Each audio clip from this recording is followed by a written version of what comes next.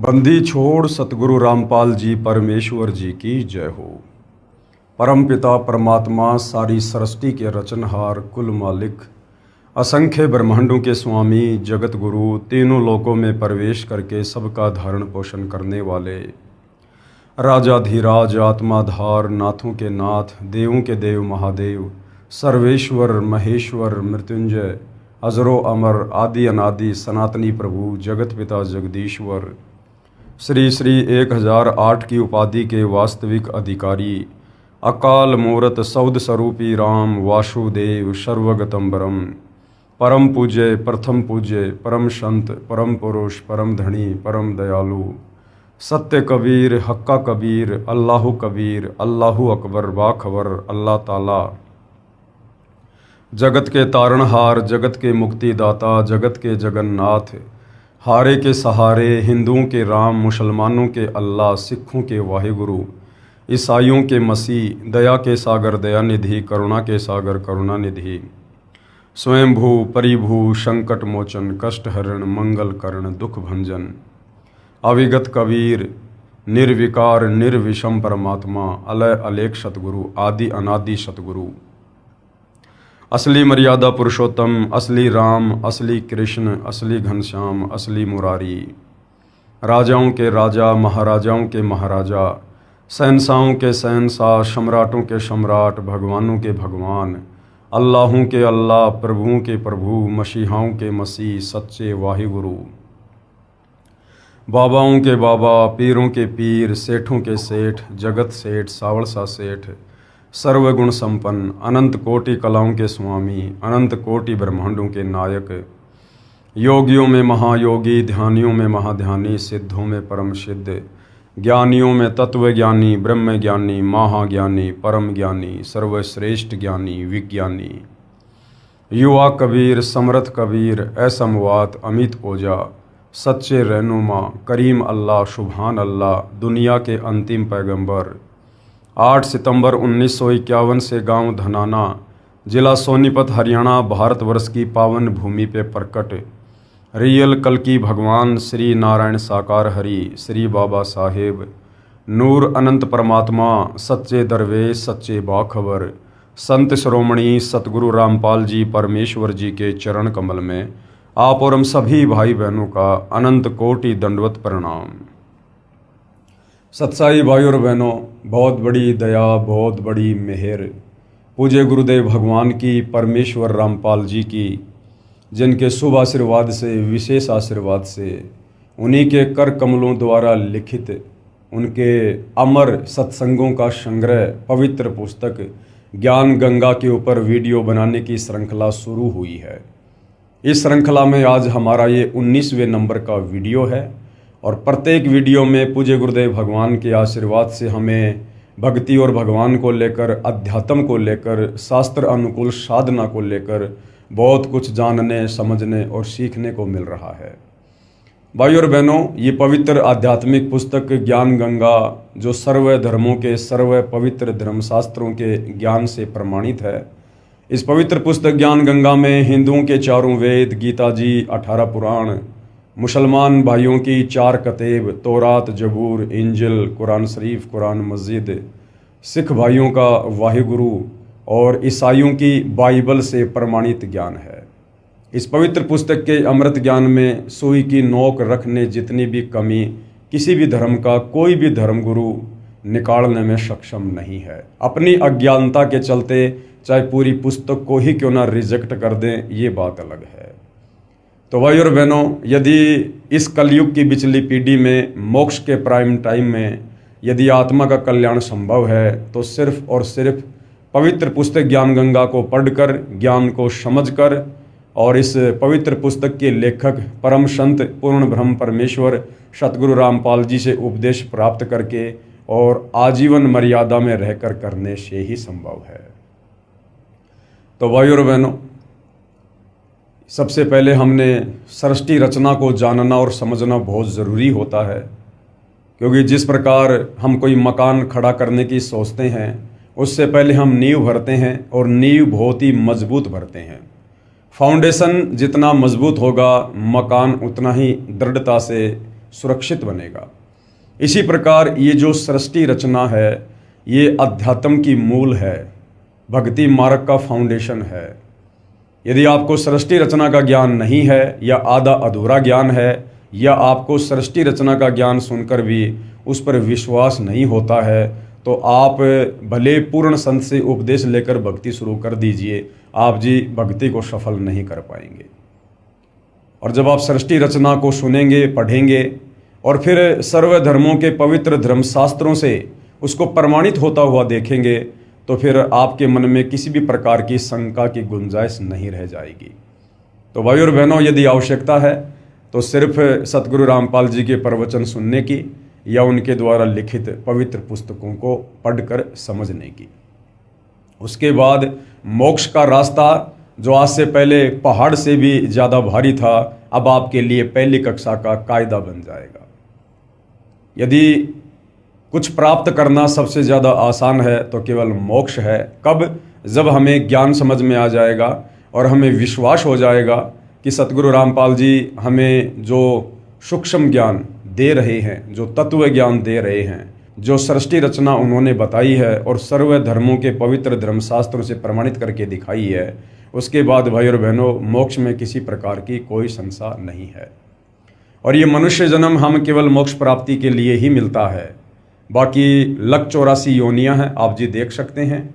जितनी बुद्धि परमेश्वर ने सोचने समझने की, तर्क वितर्क की, सलाह मशवरे की, आत्मचिंतन की, मंथन की हम मनुष्यों को दी है, अन्य 184 योनियों में किसी भी पशु पक्षी कीट पतंग को प्राप्त नहीं है। क्योंकि 84 लाख योनियां भोगने के बाद परमेश्वर हमें एक मनुष्य जन्म उपलब्ध करवाते हैं और इस मनुष्य जन्म का मुख्य मकसद होता है पूर्ण संत की तलाश करके, उनसे उपदेश प्राप्त करके, उनकी भक्ति करके और इस काल के 21 ब्रह्मांड से बाहर निकलकर सतलोक जाने के लिए हमें ये अनमोल मनुष्य चोला मिलता है। और यदि हमने इस मनुष्य जन्म को प्राप्त करके, जो बहुत ही अनमोल है, बहुत कीमती है, यदि हमने मोक्ष प्राप्त नहीं किया, जन्म मरण के चक्कर से बाहर नहीं निकले, 184 योनियों की पीड़ाओं से बाहर नहीं निकले, तो भाई और बहनों फिर इस प्रकार की पीड़ाएं हमें अनंत युगों के लिए फिर से यही काल के 21 ब्रह्मांडों में भोगनी पड़ेगी। तो मनुष्य जन्म प्राप्त करके भी यदि किसी ने अपनी आत्मा का कल्याण नहीं करवाया तो संत भाषा में कहते हैं कि धिक्कार है उसकी माता को जिससे उसका जन्म हुआ। तो भाई और बहनों, आप सतगुरु रामपाल जी के ज्ञान को YouTube पर सत्संग सुनकर या फिर पवित्र पुस्तक ज्ञान गंगा को गूगल से डाउनलोड करके PDF के रूप में पढ़िएगा, या सतगुरु रामपाल जी के सत्संग और पुस्तकें पढ़ने के लिए आप उनकी वेबसाइट www.jagatgururampalji.org पर भी सर्च कर सकते हैं। तो भाई और बहनों, इस पवित्र पुस्तक पर 18 वीडियो बन चुके हैं। आज हमारा ये 19वें नंबर का वीडियो है। हमने सृष्टि रचना के विषय में जाना, समझा। उसके बाद सर्व धर्मों के पवित्र धर्मशास्त्र उस सृष्टि रचना को प्रमाणित कर रहे हैं। इसको देखकर सुनकर हमारे को दृढ़ विश्वास हुआ। और उसके बाद जिन जिन महापुरुषों को कबीर परमात्मा स्वयं सतलोक से चलकर पृथ्वी पर प्रकट होकर तत्वदर्शी संत या जिंदा बाबा के रूप में मिले, उनको अपना ज्ञान समझाया, सृष्टि रचना से परिचित करवाया, उनकी आत्मा को शरीर से निकालकर सतलोक लेकर गए, सर्व ब्रह्मांडों से परिचित करवाया, उनका ज्ञान योग खोला। और उन महापुरुषों ने फिर नीचे पृथ्वी पर आकर अपने ग्रंथ लिखे और परमेश्वर की महिमा का बखान किया। इससे भी हमारे को दृढ़ विश्वास हुआ। और उसके बाद हमने पढ़ा कि किस प्रकार वो कबीर परमात्मा सतलोक से चलकर आप और हम आत्माओं के आत्म कल्याण के लिए, काल के बंधन से छुड़वाने के लिए चारों युगों में आते हैं। सतयुग में परमात्मा सतसुकृत ऋषि के नाम से प्रकट हुए, त्रेता में मुनिंदर ऋषि के नाम से, द्वापर में करुणामय ऋषि के नाम से और कलयुग के प्रथम चरण में कबीर नाम से प्रकट होकर आप और हमें यही ज्ञान समझाया करते थे जो आज सतगुरु रामपाल जी हमें समझा रहे हैं। तो भाई और बहनों, इससे हमारा विश्वास बढ़ेगा और भक्ति में हमारी रुचि बनेगी। तो भाई और बहनों, जब ऐसे परम संत इस धरती पर आते हैं, प्रकट होते हैं, हम आत्माओं के उपकार के लिए, हमारे उद्धार के लिए, और यदि फिर उन संतों के साथ बेअदबी की जाती है या उनके साथ ईर्ष्या रखी जाती है, घृणा की जाती है, तो फिर वो आत्माएं किस कदर परमात्मा के दरबार में दंड का भागी बनती है। आज हम इस विषय को लेकर जो इस पवित्र पुस्तक में लिखा हुआ है, जो टॉपिक है संत सताने की सज़ा, आज हम इसके ऊपर विचार करेंगे और समझेंगे और हम किसी भी संत का अनादर करने से बचेंगे ताकि हमारे पाप कर्म बढ़ने से बचें और हम परमात्मा के दंड के भागी बनने से भी बचें। तो पवित्र पुस्तक ज्ञान गंगा पेज नंबर 131 है। आज का टॉपिक है संत सताने की सज़ा। जो संत दुनिया के उपकार के लिए, उद्धार के लिए जगत के तारणहार बनकर यहाँ पर प्रकट होते हैं, और यदि उन संतों के साथ में बेअदबी की जाती है, उनको ना पहचान कर या फिर काल प्रेरणा से लोगों के या अज्ञानी धर्मगुरुओं के बहकावे में आकर फिर उन आत्माओं को किस कदर सज़ा भोगनी पड़ती है, तो आप और हमें सचेत करने के लिए परमेश्वर जी ने अपनी पवित्र पुस्तक ज्ञान गंगा में ये सब कुछ लिखा है। आदरणीय गरीबदास साहिब जी का जन्म पावन गांव छुडानी, जिला झज्जर में श्री बलराम जी धनखड़ के घर हुआ। हालांकि भाइयों और बहनों, आदरणीय गरीबदास जी कोई सामान्य व्यक्ति नहीं थे, किसी माँ के गर्भ से जन्म लेकर आए हुए कोई साधारण व्यक्ति नहीं थे। वे स्वयं कबीर परमेश्वर थे, कबीर भगवान थे, सारी सृष्टि के मालिक थे। आप और हम आत्माओं को जो इस काल के जाल में फंसी हुई हैं, इन्हें समझाने के लिए समय समय पर तरह तरह की भूमिका करते हुए धरती पर प्रकट होते रहते हैं।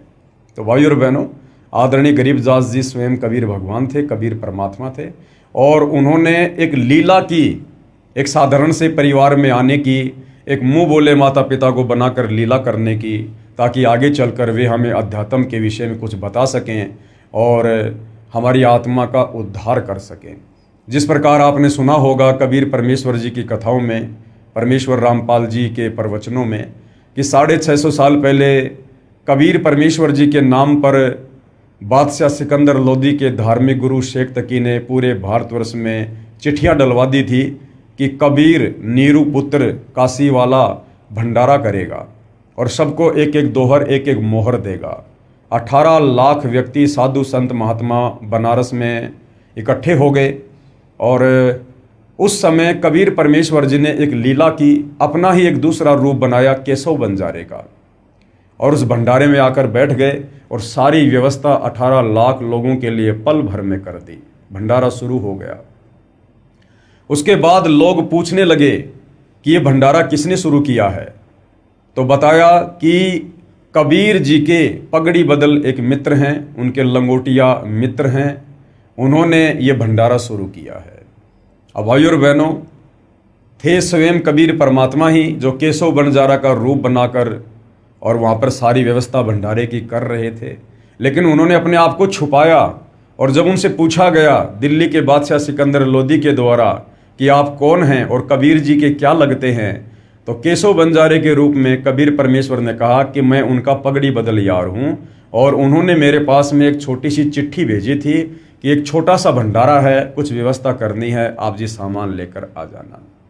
तो भाइयों और बहनों, इसी प्रकार आज से 300 साल पहले कबीर परमात्मा सतलोक से चलकर पहले आदरणीय गरीबदास जी के रूप में सांसारिक दिखावे में लोगों की चरम दृष्टि को धोखा देते हुए कि ये तो माँ के गर्भ से जन्म लेकर आए हैं, इस प्रकार से परमेश्वर सूक्ष्म रूप में, शिशु रूप में प्रकट होकर अपनी लीला शुरू कर देते हैं। और जब ये परमेश्वर लीला में आयु में 10 वर्ष के हो जाते हैं, उसके बाद वही कबीर परमात्मा अपना दूसरा रूप बनाकर जिंदा बाबा वाला सतलोक से प्रकट होते हैं और फिर आमने सामने बातें होती हैं।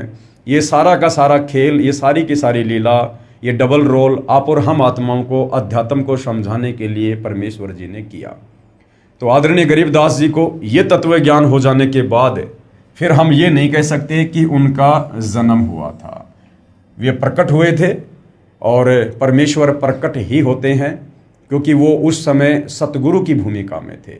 और कहते ना सतगुरु जननी जने जाके माना बाप, पिंड ब्रह्मंड से रहित है ना वहाँ तीनों ताप।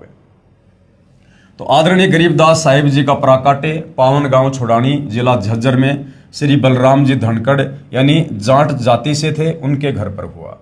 आप जी को पूर्ण ब्रह्म कबीर परमेश्वर यानी कबीर देव सतलोक यानी जिसको रित धाम भी कहते हैं, वहाँ से चलकर सन 1727 में सह शरीर आकर मिले थे। तथा आप जी के शरीर को, आप जी के यहाँ पर जीव लिखा हुआ है, हम परमेश्वर के शरीर के लिए जीव शब्द का प्रयोग नहीं कर सकते हैं, क्योंकि परमेश्वर जीव रहित होते हैं, उनका नूरी शरीर होता है, तेजपुंज का शरीर होता है। तो एक साधारण सी लीला करते हुए लोग दिखावे में तो हम यही कहेंगे कि उनके जीव को शतलोक लेकर गए, लेकिन वास्तविकता कुछ और है जो आपको बता दी गई है। तथा आप जी के जीव को शतलोक लेकर गए थे। पीछे से परिवारजनों ने गरीबदास जी को मृत जानकर चिता पर रख दिया था। उसी समय कबीर देव ने आप जी का जीव वापस शरीर में प्रविष्ट कर दिया। उसके पश्चात आदरणीय गरीबदास जी भी परम पूज्य कबीर देव, कबीर परमेश्वर की आंखों देखी महिमा जन जन को सुनाने लगे। जो भी दुखी प्राणी आप जी से उपदेश प्राप्त करता वही सुखी हो जाता। आप जी की बढ़ती महिमा तथा तत्व ज्ञान के सामने अन्य गुरुओं आचार्यों के अधूरे ज्ञान की पोल खुलने से आसपास के सर्व अधूरे ज्ञान युक्त गुरुजन आचार्यजन आप जी से अत्यधिक ईर्ष्या करने लगे। आसपास के मुख्य मुख्य चौधरियों को उल्टी पट्टी पढ़ा दी, जिससे आसपास के गांव के आम व्यक्ति प्रभु कबीर जी के प्यारे बच्चे आदरणीय गरीबदास जी से घृणा करने लगे। दिल्ली के बाजिदपुर गांव में आपका एक शिष्य था, उससे भी पूरा गांव ईर्ष्या करता था, क्योंकि भाई और बहनों, जो भगत अपने गुरु के नक्शे कदम पर चलेगा उसके साथ वही होगा जो शुरुआत में उसके गुरु के साथ होता है। क्योंकि गुरु यहाँ पर स्वयं कबीर होता है, लेकिन एक आम व्यक्ति की तरह भूमिका करता है, एक आम संत का रोल प्ले करता है, होते वे स्वयं परमात्मा ही हैं। और कबीर परमेश्वर जी अपनी वाणी में कहते हैं कि जो मम संत सत शब्द दृढ़ावे वाके संग सब राड बढ़ावे। यानी जो परमेश्वर का भगत होता है और परमेश्वर से प्राप्त ज्ञान को जो आगे बढ़ाता है, उसका प्रचार करता है, तो वो सत ज्ञान होता है, तत्व ज्ञान होता है। वो ज्ञान लोकवेद के विपरीत होता है, इस काल के विचारों के खिलाफ होता है, जिस कारण से काल उस भगतात्मा का विरोध करवा देता है। तो आदरणीय गरीबदास जी जिस प्रकार से एक भगत की भूमिका कर रहे थे, उस भगत की भूमिका में आसपास के जो धर्मगुरु थे, जो शास्त्र विरुद्ध साधना पर जनता को लगाकर रखे हुए थे अपने पेट पोषण के लिए, काल प्रेरणा से उन लोगों ने जनता को गरीबदास जी के विरुद्ध भड़का रखा था। और गरीबदास जी से उपदेश प्राप्त जो भगत थे, जो वास्तव में मर्यादा में रहकर भक्ति करते थे और अपने गुरुदेव के ज्ञान का आगे प्रचार करते थे, उनका भी आसपास के लोग विरोध किया करते थे। तो गरीबदास जी का गांव बाजिदपुर में जो भगत था, उससे भी पूरा गांव ईर्ष्या करता था। उसकी प्रार्थना पर, यानी वाजिदपुर के उस भगत की प्रार्थना पर आदरणीय गरीबदास जी यानी आप जी कुछ दिन वाजिदपुर में ठहरे। उसी समय टिड्डी दल ने आसपास के क्षेत्र में बाजरे की फसल नष्ट कर दी, परंतु आप जी के भगत की फसल को कोई हानि नहीं पहुंचाई। सर्व ग्रामवासी संत गरीबदास जी की महिमा से बहुत प्रभावित हुए तथा ज्ञान को स्वीकार करके अपना आत्म कल्याण करवाया। यानी भाई और बहनों, इस काल के लोक का एक बहुत ही घटिया नियम है। यहाँ पर ज्ञान को जल्दी से स्वीकार करके कोई भी संत की महिमा नहीं करता है, कोई भी संत के आगे घुटने नहीं टेकता है। कब टेकता है? या तो कोई चमत्कार देखता है, या फिर उसके खुद के घुटने टूट लेते हैं हर प्रकार से, फिर वो दुखी होकर संत के सामने घुटने टेकता है। तो वैसे तो बाजिदपुर गांव के लोग संत गरीबदास जी के भगत से भी ईर्ष्या करते थे, लेकिन जब गांव की बाजरे की फसल को टिड्डी दल ने नष्ट कर दिया और संत गरीबदास जी के भगत की फसल को जरा भी नुकसान नहीं पहुंचा, तो इस चमत्कार को देखकर कि भाई वास्तव में इसके गुरु में कोई शक्ति है, और पूरा गांव गरीबदास जी के आगे नतमस्तक हो जाता है। आप जी के आदेश से आपके भगत ने उस बाजरे को पूरे गांव में बांट दिया तथा गरीबदास जी के बार बार मना करने पर भी कुछ बाजरा बैलगाड़ी में डाल दिया। अब भाई और बहनों, आप और हमने शिक्षा लेनी है यहाँ पर। गरीबदास जी का जो भगत था बाजिदपुर का, जो बाजरा बच गया था, उन्होंने गरीबदास जी से प्रार्थना की कि हे गुरुदेव, कुछ बाजरा आप जी छुड़ानी लेकर जाइए। लेकिन गरीबदास जी ने बार बार मना किया। मना करने के बावजूद भी भगत जबरदस्ती करने लगा। भाई और बहनों, ये गलती उस समय वो आत्मा कर सकती थी, क्योंकि उस समय भक्ति का कंप्लीट कोर्स, कंप्लीट मूल ज्ञान, कंप्लीट सृष्टि रचना गरीबदास जी ने किसी को भी नहीं बताई थी, क्योंकि वो समय नहीं था। आज वर्तमान में वो समय आ चुका है और हम उस समय में जन्म लेकर भक्ति भी कर रहे हैं। ये कलयुग की बिचली पीढ़ी है और हमारे गुरुदेव भी तत्वदर्शी संत हैं, जगत गुरु हैं, और हमें ये भी पता है कि जगत गुरु और तत्वदर्शी संत की भूमिका स्वयं कबीर परमात्मा जी ही निभाते हैं। तो भाई और बहनों, वर्तमान में पहली बात तो हमने गुरु के आगे ज़्यादा बातचीत नहीं करनी होती है, गुरु से ज़्यादा सवाल जवाब नहीं करने होते हैं। कहते हैं गुरु के सन्मुख वचन ना कहिए, सो शिष रहनी गहनी सुख लइए। गुरु से हमने फालतू में वाद विवाद नहीं करना चाहिए, और यदि हमने कोई बात करने की आवश्यकता भी पड़ गई तो बहुत ही कम शब्दों में और नीची गर्दन करके, और फिर यदि संत मना कर दे या जो भी आदेश दे दे, हमने दोबारा फिर उनके आदेश से ऊपर होकर प्रार्थना नहीं करनी चाहिए। जैसा भी आदेश गुरुदेव का मिले तुरंत हमने सिरोधार्य करना चाहिए। कहते हैं कुत्ता हूं गुरुदेव का और पवन दास का नाम, गले प्रेम की जेवड़ी, जहां खैचो तहां जाऊं मैं। तो करो तो बावड़ूं और दूर दूर करो तो जाऊं, जो राखूं त्यों ही रहूं, जो देवो सो खाऊं। तो संत एक बार जो कह दे, उसमें चाहे हमारे लिए हानि हो चाहे हमारे लिए लाभ हो, हमने उलट कर संत से फिर किसी प्रकार का कोई सवाल जवाब या वाद विवाद नहीं करना चाहिए। लेकिन गरीबदास जी के बार बार मना करने पर भी कुछ बाजरा बैलगाड़ी में डाल दिया तथा कहा कि प्रत्येक पूर्णमासी में आप भंडारा करते हो, कुछ दान आपके दास का भी हो जाएगा। भक्तों की श्रद्धा को रखते हुए आप जी ने स्वीकृति प्रदान कर दी। आदरणीय गरीबदास जी के 4 लड़के तथा 2 कन्याएं संतान रूप में थी तथा लगभग 1300 एकड़ जमीन के स्वामी थे। अब भाई और बहनों, कबीर परमेश्वर ना ही तो शादी करते हैं और ना ही कबीर परमेश्वर बच्चे यानी संतान मैथुन क्रिया से उत्पन्न करते हैं। इस काल के लोक में जो व्यवस्था इस काल बलि ने बना रखी है, इस हिसाब से कबीर परमात्मा यहाँ पर आप और हमारी चरम दृष्टि को धोखा देते हुए इस प्रकार की लीला करते हैं। और जो बच्चे वे उत्पन्न करते हैं वो उनके वचन के होते हैं, उनके शब्द के होते हैं। वो बच्चे परमात्मा मैथुन क्रिया करके यानी पति पत्नी व्यवहार करके पैदा नहीं करते हैं। हालांकि परमेश्वर की लीलाएं बहुत अजब गजब होती हैं। सामने जो स्त्री होती है, जो परमेश्वर की पत्नी की भूमिका में होती है, उसे तनिक भी महसूस नहीं होता है कि ये मेरे पति हैं या फिर वास्तव में परमेश्वर हैं।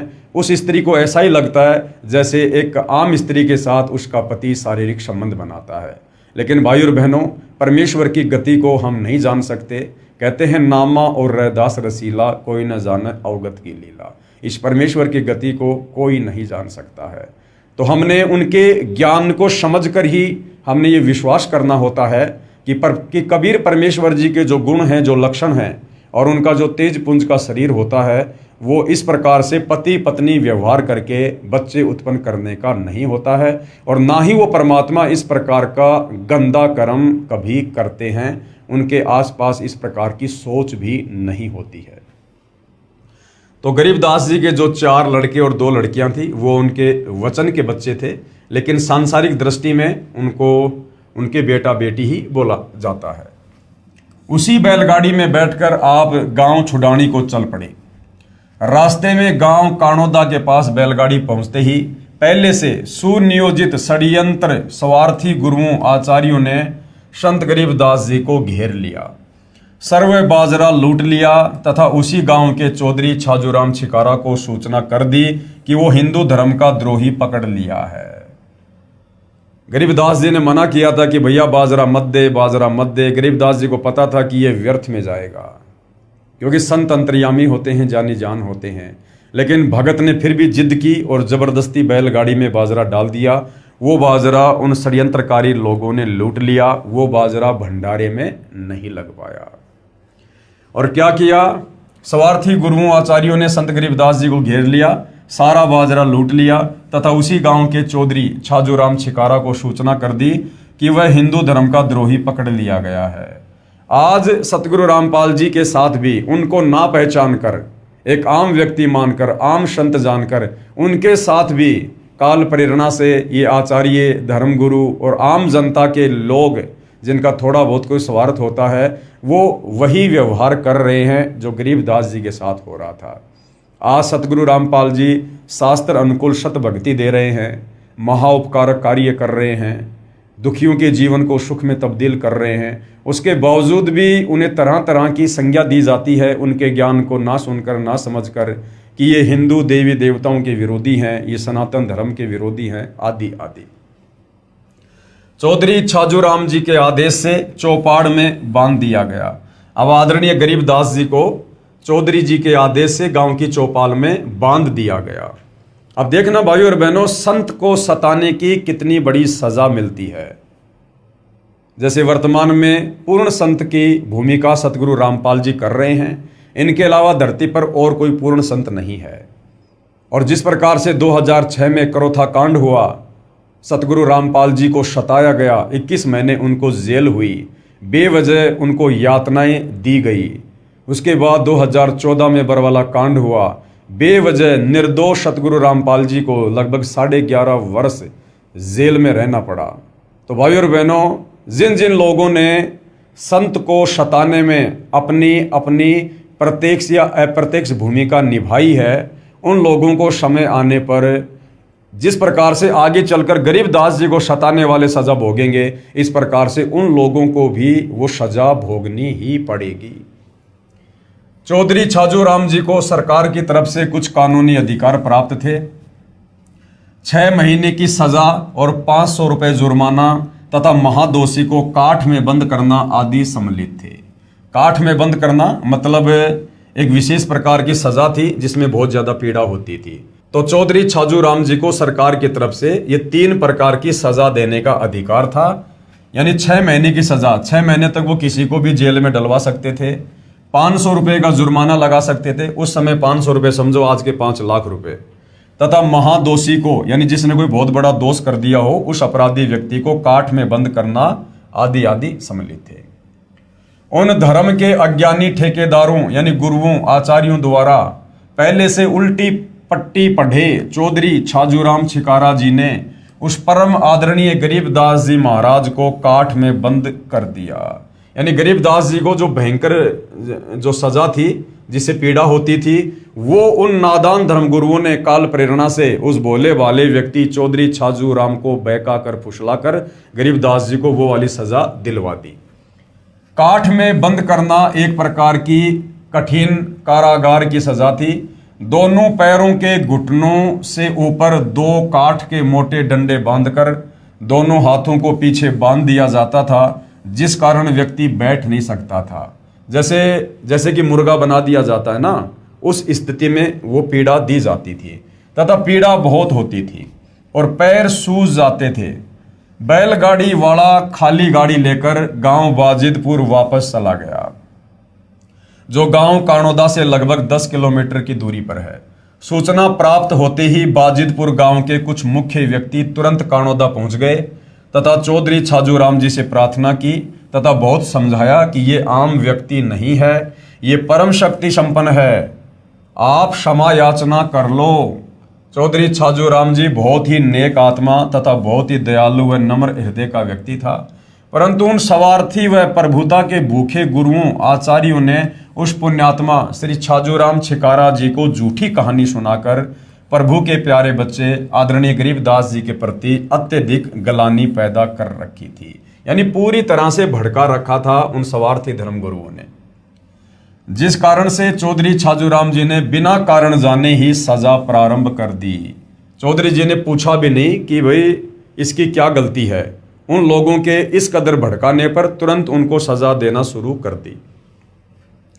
बाजिदपुर के भक्तों की प्रार्थना पर मानकर आदरणीय गरीबदास जी को छोड़ दिया। आदरणीय गरीबदास जी साहिब जी ने कुछ नहीं कहा तथा अपने गांव छुड़ानी आ गए। ये होता है भाइयों और बहनों संतों का स्वभाव। संत न छोड़े संतता, चाहे कोटिक मिलो असंत, और पतिव्रता चूके नहीं, चाहे धर अंबर दशकंत। आदरणीय गरीबदास जी सर्व सृष्टि को रचने वाले, सर्व ब्रह्मांडों के रचयिता, जिनकी वचन शक्ति से इस काल के 21 ब्रह्मांड, अक्षर पुरुष के सात्संग ब्रह्मांड अपना कार्य कर रहे हैं। जो परमेश्वर पल भर में, क्षण भर में इस पूरी सृष्टि को नष्ट कर सकता है, पल भर में वैसा ही कर सकता है। वो परमात्मा और वो काट की सज़ा भोग रहा है और किसी प्रकार की कोई प्रतिक्रिया नहीं दे रहे हैं। और जैसे ही उनको छोड़ा गया, किसी प्रकार की प्रतिक्रिया ना देकर, कोई सफाई ना देकर, कोई गुस्सा ना करके, और तुरंत वहाँ से छुड़ाने के लिए चल पड़ते हैं। भाई और बहनों, ये परमपिता परमेश्वर के स्वभाव में ही होता है। और ऐसा ही स्वभाव वो हम भक्तों का बनाने के लिए यहाँ पर आते हैं, ताकि हम सतलोक के योग्य बन सके, क्योंकि सतलोक में सभी आत्माओं का स्वभाव ऐसा ही होता है। आज वर्तमान में देख लीजिए आप सतगुरु रामपाल जी को। सन 2006 में करोथा कांड हुआ, करोथा आश्रम को तहस नहस कर दिया गया। संत रामपाल जी को लगभग 21 महीने के लिए रोहतक की जेल में डलवा दिया गया, परंतु सतगुरु रामपाल जी ने किसी के ऊपर कोई आक्षेप नहीं लगाया, कोई FIR किसी के ऊपर नहीं की। उसके बाद सन 2014 में बरवाला कांड हुआ। किस प्रकार से बरवाला कांड को तहस नहस कर दिया गया, और सतगुरु रामपाल जी ने लगभग 11.5 वर्ष तक हिसार जेल में बैठकर वो समय गुजारा, लेकिन उसके बावजूद भी उन्होंने किसी के ऊपर कोई FIR नहीं की और किसी को किसी प्रकार का कोई दोष नहीं दिया। तो भाई और बहनों, ये होते हैं पूर्ण संत के लक्षण, क्योंकि पूर्ण संत की भूमिका परमात्मा ही कर सकता है। एक सामान्य जीव में, सामान्य संत में इतना धैर्य, इतना विवेक, इतनी शालीनता नहीं हो सकती है।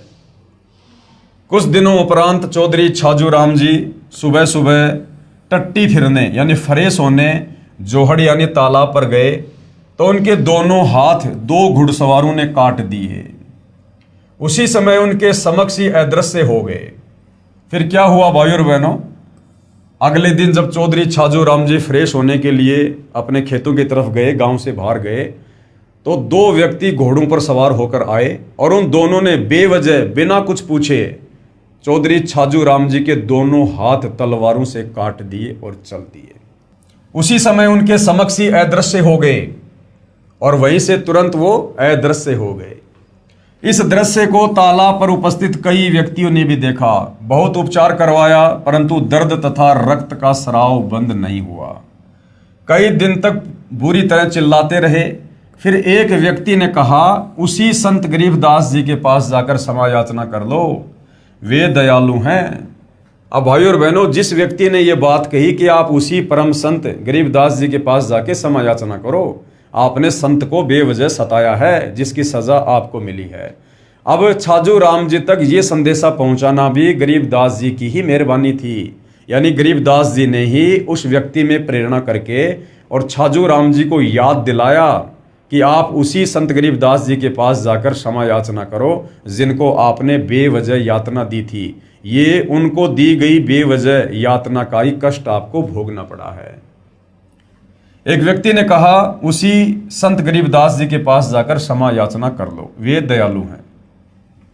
परिवारजन उस चौधरी को घोड़े पर बैठाकर छुड़ाने ले गए। श्री छाजू राम जी जाते ही आदरणीय गरीबदास जी के चरणों में गिर गए, क्षमा याचना की। संत गरीबदास जी ने आशीर्वाद दिया तथा नाम उपदेश दिया तथा आजीवन भक्ति करने को कहा। चौधरी छाजू राम जी ने कहा, दाता, मेरे को आपके विषय में अत्यधिक भ्रमित कर रखा था, मुझे नहीं मालूम था कि आप पूर्ण परमात्मा आए हो। आदरणीय गरीबदास जी ने कहा, मैं पूर्ण परमात्मा कबीर साहिब कबीर देव जुलाहा का भेजा हुआ दास हूँ। और यही बात भाई और बहनों आज सतगुरु रामपाल जी कहते हैं। जब उनसे मिलकर, उनसे प्रभावित होकर या उनकी भक्ति से लाभ प्राप्त करके जब उन्हें कोई परमेश्वर या परमात्मा की संज्ञा देते हैं कि आप तो स्वयं परमात्मा आए हो, तो सतगुरु रामपाल जी बार बार कहते हैं कि मैं तो आपका सेवक हूँ, मैं तो आपका दास हूँ, मेरे को तो परमात्मा जी ने आप आत्माओं के कल्याण के लिए भेजा है।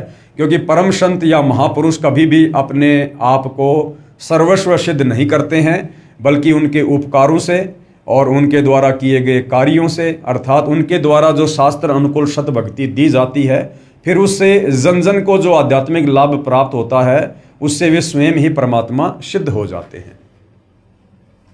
उन्हीं की शक्ति से आप ठीक हुए हो। मैंने आपको कोई श्राप नहीं दिया था, आपका जो कर्म था आपको मिला है। यदि यहाँ नहीं आते तो आपके परिवार पर और भी पाप कर्म का प्रभाव था, अब वो नहीं रहेगा, क्योंकि आपने उपदेश प्राप्त कर लिया। चौधरी छाजू राम जी ने अपने सर्व परिवार को उपदेश दिलाया। आज भी उसी पुण्यात्मा छाजू राम के वंशज आदरणीय गरीबदास जी की परंपरागत पूजा करते हैं। लगभग सैकड़ों परिवार हैं जिन्हें छाजूवाड़ा कहते हैं, क्योंकि तुमने उस दरगाह का महल नहीं देखा। कौन सी दरगाह का? परमेश्वर के दरबार का, जहां बैठकर परमात्मा सबका न्याय करते हैं। और धर्म राय के तिल तिल का लेखा। राम कहे मेरे साध को, यानी भगत को, राम यानी परमात्मा, परमात्मा कहे मेरे भगत को, दुख ना दीजो कोई, भगत दुखाए मैं दुखी, मेरा आपा भी दुखी होए। हिरण्यकशिपु उदर विदारिया, यानी हिरणाकुश का परमात्मा ने नरसिंह रूप धारण करके पेट फाड़ा था। हिरणाकुश उदर विदारिया, और मैं ही मार्या कंस, जो मेरे भगत को सतावे उसका खोदूं वंश। साध 57 कोटि पाप है, यानी संतों को सताना करोड़ों पाप के बराबर है। अनगिन हत्या अपराधम, और दुर्वासा की कलप से प्रलय हो गए यादव। उपरोक्त वाणी में सतगुरु गरीबदास जी प्रमाण दे रहे हैं कि परमेश्वर कहते हैं कि मेरे संत यानी भगत को दुखी मत कर देना। जो मेरे संत को दुखी करता है समझो मुझे दुखी करता है, क्योंकि उपदेश प्राप्त करने के बाद संत यानी भगत किसी को भी दुखी नहीं करता है, ना उसकी मनसा होती है किसी को परेशान करने की। और ऐसे पुण्यात्मा के साथ यदि कोई बदतमीजी करता है, बेअदबी करता है, उसको दुखी करता है, तो समझो कि वो परमात्मा को ही दुखी कर रहा है। और परमात्मा के साथ पंगा लेने वाले का फिर आने वाले समय में क्या हश्र होता है, ये सर्वविदित है। जब मेरे भगत प्रहलाद को दुखी किया, तब मैंने हिरण्यकशिपु का पेट फाड़ा और मैंने ही कंस को मारा। और जो मेरे साधु यानी भगत को दुखी करेगा, मैं उसका वंश मिटा दूंगा, उसका वंश ही मिटा दूंगा।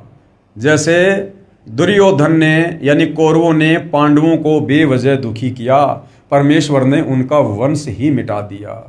लंकापति रावण ने श्री रामचंद्र जी को बेवजह दुखी किया, उसकी पत्नी का अपहरण किया, परमात्मा ने रावण का वंश ही समाप्त कर दिया। आज रावण के वंश में कोई दीपक लगाने वाला भी नहीं है। उसके बाद में कंस ने श्री कृष्ण जी को बेवजह दुखी किया, परेशान किया, परमात्मा ने उस कंस का नामो निशान ही समाप्त कर दिया, वंश ही समाप्त कर दिया। इसलिए संत को सताने के करोड़ों पाप लगते हैं। तो भाई और बहनों, जिन जिन लोगों ने परम संत, पूर्ण संत जो भूमिका गरीबदास जी कर रहे थे, उससे भी कई गुना ज्यादा अव्वल दर्जे की भूमिका आज सतगुरु रामपाल जी कर रहे हैं। आदरणीय गरीबदास जी भी स्वयं कबीर परमात्मा थे, लेकिन अपने आप को छुपा कर लीला कर रहे थे। सतगुरु रामपाल जी भी स्वयं कबीर परमात्मा हैं, लेकिन अपने आप को छुपा कर लीला कर रहे हैं। तो जिस प्रकार से भाई और बहनों, करोथा कांड के समय जिन जिन लोगों ने उनके साथ बेअदबी की है, आगे चलकर उन तमाम लोगों का क्या हश्र हुआ, ये आप जी उनके द्वारा लिखित 2 पुस्तकें हैं। एक तो करोथा कांड और दूसरी है भोगेगा अपना किया रे। उसके ऊपर भी मैं वीडियो बना चुका हूं, आप जी सोशल मीडिया पर देख सकते हैं कि किस प्रकार से करोथा के आसपास के गांव वाले, डिग्गल वाले, बागपुर वाले, करोथा वाले, इन गांव वालों को किस प्रकार से असहनीय पीड़ाओं का सामना करना पड़ा। लोगों की अकाल मृत्यु हुई, कोई बीमारी से मरा, कोई एक्सीडेंट से मरा, कोई तड़प तड़प के मरा। जिन लोगों ने करोथा कांड में प्रत्यक्ष या अप्रत्यक्ष रूप में हमले में अपनी भूमिका अदा की थी। उसके बाद 2014 बरवाला कांड, और जिन जिन लोगों ने बरवाला कांड में जैसे भी अपनी भूमिका अदा की, कुछ लोगों के साथ तो उनके द्वारा की गई बेअदबी की सजा उन्हें मिल चुकी है, और बाकी लोगों को आने वाले समय में मिलनी बाकी है, क्योंकि ये परमेश्वर का विधान है। तो कहते हैं जो मेरे साधु को दुखी करेगा मैं उसका वंश मिटा दूंगा। इसलिए संत को सताने के करोड़ों पाप लगते हैं। जैसे अनगिन यानी अनंत हत्याएं कर दी हों। ये अनजान लोग परमात्मा के संविधान से परिचित नहीं हैं, इसलिए भयंकर भूल करते हैं और फिर दंड के भागी बनते हैं। साधु सताने को निम्न दंड मिलता है, यानी आध्यात्मिक क्षेत्र में परमात्मा के संविधान के अनुसार किसी साधु संत महात्मा को सताने का कितना दंड मिलता है, क्या दंड मिलता है, यदि वास्तव में कोई साधु है तो। यदि एक मनुष्य दूसरे मनुष्य की मृत्यु कर देता है तो उसका अगले जन्म में हत्या करने से पूरा हो जाता है। मान लीजिए आज किसी ने किसी भी कारणवश किसी की हत्या कर दी, तो अगले जन्म में वो अपनी हत्या का बदला चुका देता है। यानी जिसकी हत्या की गई थी, अगले जन्म में वो कोई न कोई मनुष्य जन्म प्राप्त करके और सामने वाले की हत्या करके अपना बदला पूरा कर लेता है। परंतु जिन्होंने संत को सताया है उनका बदला 1 या 2 जन्म में पूरा नहीं होता। लेकिन संत को सताने का बहुत बड़ा दंड है जो अनंत जन्मों में भी पूरा नहीं होता। सतगुरु अपनी वाणी में कहते हैं, अर्धमुखी गर्भवास में हरदम बारंबार।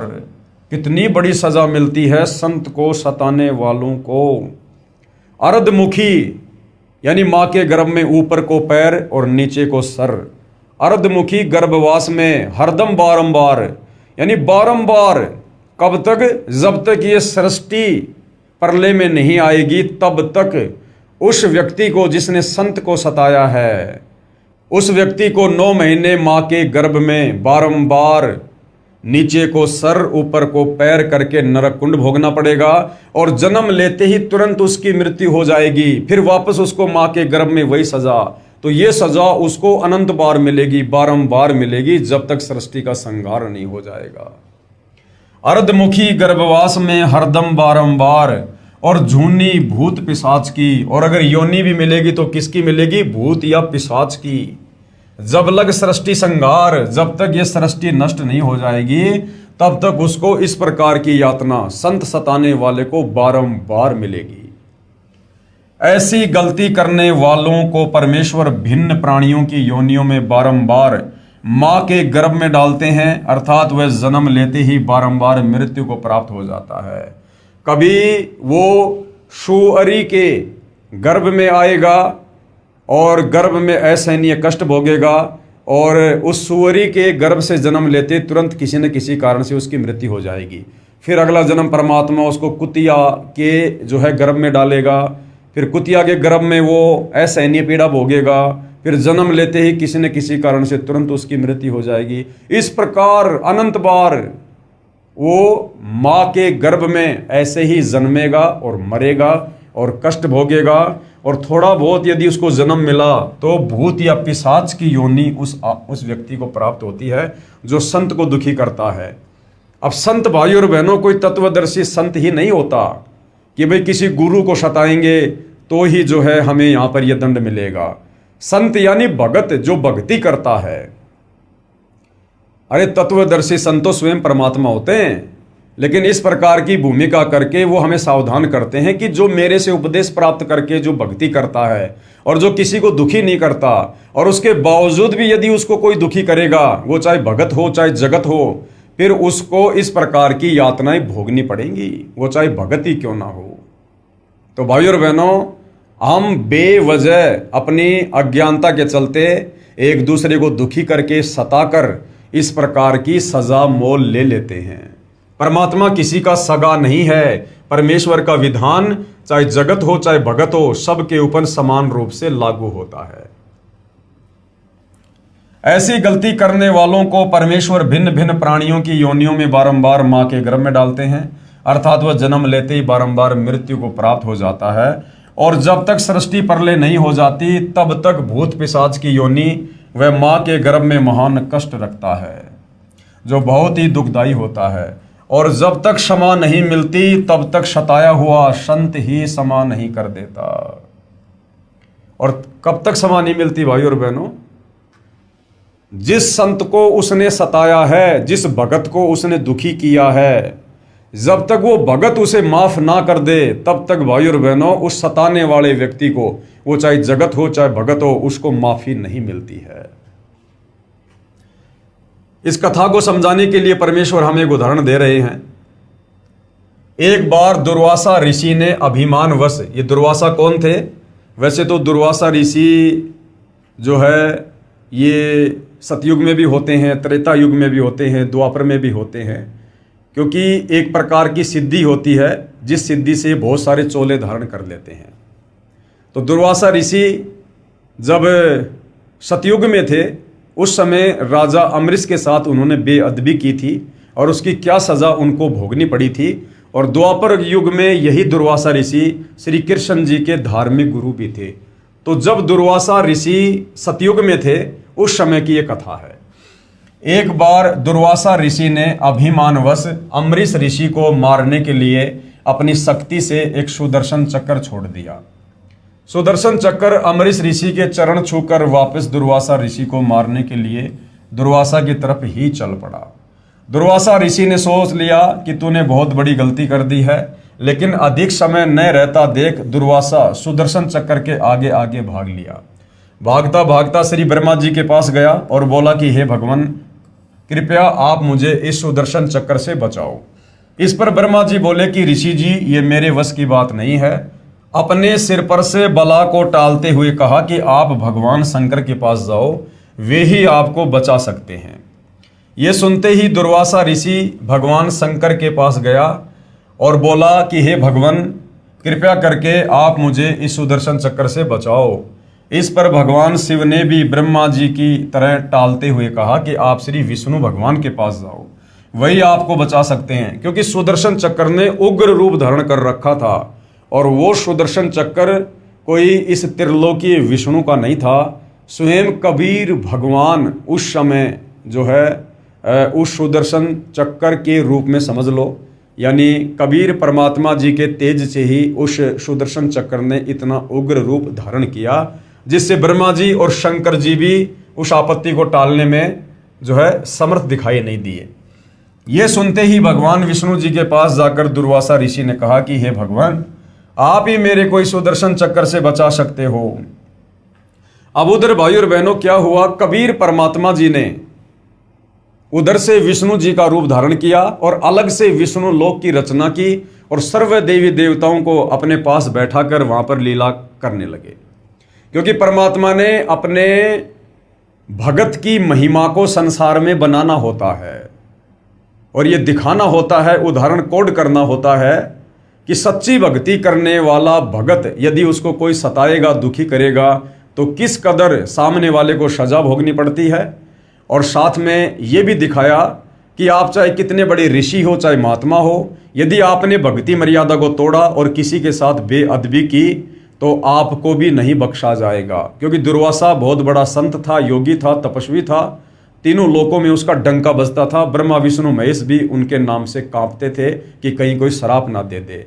और राजा अम्बरीश जो राजा था, लेकिन वो शत भक्ति भगवान विष्णु की करता था, जिस कारण से उस शत भक्ति के प्रभाव से और दुर्वासा ऋषि को भी अपनी जान बचाना भारी पड़ गया। ये सुनते ही भगवान विष्णु जी के पास जाकर दुर्वासा ऋषि ने कहा कि हे भगवान, आप ही मेरे को इस सुदर्शन चक्र से बचा सकते हो। देखो, श्री ब्रह्मा जी ने कहा कि भैया मैं नहीं बचा सकता, श्री शंकर जी ने कहा मैं नहीं बचा सकता, तो विष्णु जी फिर क्या हैं? ये तीनों भाई तो हैं, ब्रह्मा विष्णु महेश, और तीनों के पास में बराबर पावर है। तो जब ब्रह्मा जी नहीं बचा पाए सुदर्शन चक्र से, शंकर जी नहीं बचा पाए, तो अगर वो विष्णु उस समय वहां होते तो विष्णु जी कैसे बचा सकते थे? तो उस समय वहां पर विष्णु का रूप धारण करके ये लीलाधर कबीर भगवान सर्व देवी देवताओं को इकट्ठा करके स्वयं ही वहां पर शेषनाग की सैया पर लेट गए। क्योंकि परमात्मा ने बाकी के देवी देवताओं को भी ये दिखाना था, क्योंकि दुर्वासा ऋषि के आगे बाकी के देवी देवता भी डरा करते थे, भयभीत थे। तो परमात्मा ने उन देवी देवताओं का भय भी समाप्त करना था। और दुर्वासा ने कहा कि आप ही मेरे को इस सुदर्शन चक्र से बचा सकते हो, वरना ये मेरे को काट कर मार डालेगा। इस पर भगवान विष्णु जी ने कहा कि हे ऋषि जी, यानी भगवान विष्णु रूप में कबीर परमात्मा ने कहा कि हे ऋषि जी, ये सुदर्शन चक्र आपको क्यों मारना चाहता है? क्योंकि परमात्मा वहां पर बैठे साथ उन 33 करोड़ देवी देवताओं को भी हकीकत से परिचित करवाना चाहते थे। ऋषि ने उपरोक्त सारी कहानी बताई कि ऐसे ऐसे मैं अम्बरीश जी के पास गया था, अम्बरीश अपनी साधना कर रहा था, मैंने उसको ज़बरदस्ती ऐसी ऐसी साधना के लिए कहा तो उसने मना कर दिया बड़े प्यार प्रेम से, लेकिन मैंने गुस्से में आकर और उसको मारने के लिए सुदर्शन चक्र छोड़ दिया और उल्टा ये सुदर्शन चक्र मुझे ही मारने के लिए दौड़ पड़ा। ऋषि ने उपरोक्त सारी कहानी बताई। तब विष्णु जी ने कहा कि हे दुर्वासा, यदि आप उसी अम्बरीश ऋषि के चरण पकड़कर माफी मांगोगे तो ये सुदर्शन आपकी जान बख्श सकता है। कि भैया उसी भगत के पास वापस जा जिसको तूने दुखी किया, परेशान किया, जिसके साथ तूने बेअदबी की, अगर वो माफ करेगा तो तेरा ये कष्ट कटेगा, नहीं तो नहीं कटेगा। परमात्मा काट सकते थे, समर्थ थे, लेकिन मालिक ने उदाहरण पेश करना था ये कि जिसको सताओगे, जब तक वो तुम्हें आत्मा से माफ नहीं करेगा, तुम्हारा वो दंड कभी भी जो है वो कम नहीं होगा। अन्यथा मैं तो क्या, कोई भी देव आपको नहीं बचा सकता, इसका दूसरा कोई विकल्प ही नहीं है। मरता क्या नहीं करता। दुर्वासा ऋषि वापस जाकर अमरीश ऋषि के चरण पकड़कर रोने लगा और माफी मांगी। तब अमरीश ऋषि ने वह सुदर्शन चक्र अपने हाथ में पकड़ दुर्वासा ऋषि को दिया और कहा कि संतों ऋषियों के साथ बेअदबी कभी नहीं करनी चाहिए, उसका परिणाम बहुत बुरा होता है। श्री कृष्ण गुरु कशनी हुई और बचेगा कौन। श्री कृष्ण जी के आध्यात्मिक गुरु थे दुर्वासा जी। अब सोचिए, 3 लोक के भगवान विष्णु जी जो कृष्ण रूप में थे और जिन्होंने दुर्वासा को गुरु बनाया, तो दुर्वासा कितना शक्तिशाली होगा। और कहते हैं संतों के साथ बेअदबी करने पर जब परमात्मा ने दुर्वासा जैसों को भी नहीं बख्शा, तो आम व्यक्ति यदि साधु संतों को दुखी करेगा, परेशान करेगा, तो उनके साथ में क्या बीतेगी। जब श्री कृष्ण जी के गुरुजी दुर्वासा जैसे ऋषियों की ये हालत है, तो आम आदमी कैसे बच सकता है। तो भाई करोथा कांड से लेकर और बरवाला कांड में जिन जिन लोगों ने परम संत सतगुरु रामपाल जी के साथ में बेअदबी की है, उन तमाम भाई बहनों से दास प्रार्थना करेगा कि भाई अति शीघ्र अपने उन महापापों की, गुनाहों की क्षमा याचना कर लीजिएगा। परम संत बड़े दयालु होते हैं और सतगुरु रामपाल जी तो महादयालु हैं। हो सकता है परमेश्वर आप जी को माफ़ कर दें और आप उनसे उपदेश लेकर अपनी आत्मा के कल्याण के लिए भक्ति शुरू करें। अन्यथा परम संत सतगुरु रामपाल जी ने करोथा कांड में जिन जिन लोगों ने उनके साथ बेअदबी की है, उसका परिणाम उन्होंने परमात्मा के विधान अनुसार बता रखा है कि समय आने पर उन लोगों को इतने लंबे लंबे कीड़े पड़ेंगे, इतने लंबे लंबे कीड़े। तो भाइयों और बहनों, अभी समय है, परमात्मा धरती पर है और संत के धरती पर रहते सहते यदि उनको प्रसन्न किया जाए, उनसे माफ़ी मांगी जाए, तो हो सकता है आप उस दंड की सजा से बच सकते हो। अन्यथा साध वचन पलटे नहीं, चाहे पलट जाएं ब्रह्मांड। उसके बाद भाइयों और बहनों, ये पवित्र पुस्तक ज्ञान गंगा पेज नंबर 135। अभी तक हमने अध्यात्म के विषय में जो भी कुछ जाना है इस पवित्र पुस्तक से, सृष्टि रचना से लेकर भक्ति और भगवान की परिभाषा, उसके बाद सर्व धर्मशास्त्रों ने इस भक्ति को प्रमाणित किया है, सृष्टि रचना को समर्थन दिया है। जिन जिन संत महापुरुषों को कबीर परमात्मा सतलोक से चलकर आकर मिले, उन्होंने भी उनकी महिमा गाई है। और भी बहुत प्रकार से हमने इस आध्यात्मिक ज्ञान को समझा है और हमें विश्वास हुआ है। अब उसके बाद में कुछ ऐसे साधु संत यानी ऐसे भगत जो पहले नाम उपदेश प्राप्त करने से पूर्व बहुत ज़्यादा दुखी थे, परेशान थे, हर प्रकार से भटक चुके थे, दुखी हो चुके थे, बहुत सारे साधु संतों की शरण ग्रहण कर चुके थे, परंतु उनके जो 3 ताप के कष्ट थे, जो उनके भाग्य में लिखे हुए कर्म दंड थे, वो मिटने का नाम नहीं ले रहे थे, जिस कारण से उनका जीवन नरक बना हुआ था। और जैसे उनको परम संत सतगुरु रामपाल जी के विषय में पता चला, उन्होंने उनसे उपदेश प्राप्त किया और उनकी भक्ति शुरू की, और किस प्रकार से फिर आगे चलकर परमेश्वर ने उनके कर्म दंड के कांटे निकालने शुरू किए और उनका जीवन सुखी हुआ। इसी कड़ी में कुछ भक्तों ने अपने इंटरव्यू दिए हैं, जिनको पवित्र पुस्तक ज्ञान गंगा में शामिल किया गया है, ताकि उन पुण्यात्माओं के उन इंटरव्यूज को सुनकर और हमें भी सतगुरु रामपाल जी के ऊपर विश्वास हो और उनके द्वारा दी गई भक्ति पर विश्वास हो। विषय है भटकों को मार्ग, यानी जो भटक रहे थे परमात्मा प्राप्ति के लिए, लेकिन कहीं उनको शास्त्र अनुकूल साधना मिल नहीं रही थी, कोई सच्चा संत मिल नहीं रहा था, फिर उनको आगे चलकर किस प्रकार से सच्चा मार्ग मिलता है। भटकों को मार्ग विषय। भगत समाज प्रभु की वास्तविक भक्ति से कोसों दूर है। यानी जो भगत समाज है, केवल भारत देश का नहीं, पूरे विश्व का, जिस देश में वहाँ के धर्मगुरुओं के द्वारा जो भी भक्ति साधना करवाई जाती है, वो शास्त्रों के विरुद्ध है। और उस शास्त्र विरुद्ध साधना को करने के चलते गीता अध्याय 16 श्लोक नंबर 23 और 24 के अनुसार हम भगवान की भक्ति से होने वाले लाभ प्राप्त नहीं कर सकते हैं, जिस कारण से भक्ति करते करते भी भगत समाज दुखी रहता है। तो भाई और बहनों, किस प्रकार से सतगुरु रामपाल जी की शरण में आने के बाद आत्माओं को खुशी मिलती है, लाभ मिलता है, उनके कर्म के कांटे निकलते हैं, आप जी यहां पर देखेंगे। सतलोक आश्रम करोथा, जिला रोहतक, हरियाणा में कबीर देव कबीर परमेश्वर के प्रकट दिवस के उपलक्ष्य में चल रहे 5 दिवसीय 18 से 22 जून 2005 तक सत्संग समारोह में भगत बसंत सिंह सैनी ने अपनी कहानी सुनाई, जो निम्नलिखित है, कृपया ध्यान से पढ़ें। प्रभु प्यासे भगत बसंत सिंह सैनी को मार्ग मिलना। यानी बसंत सिंह सैनी जो गांव गांद्रा, जिला रोहतक, हरियाणा से है, और किस प्रकार से परमात्मा की ये पुण्य आत्मा अपने पूर्व जन्मों के पाप कर्मों के कारण जो कष्ट इनके ऊपर आ रहे थे, उन कष्टों को लेकर ये दर दर की ठोकर खा रहे थे, साधु संत महात्माओं के पास जा रहे थे, जो जैसा समाधान जहाँ भी बता दिया करता था वहाँ पर ये पहुँच जाया करते थे, परंतु इनके जो कर्मों के जो कष्ट थे वो समाप्त होने का नाम नहीं ले रहे थे।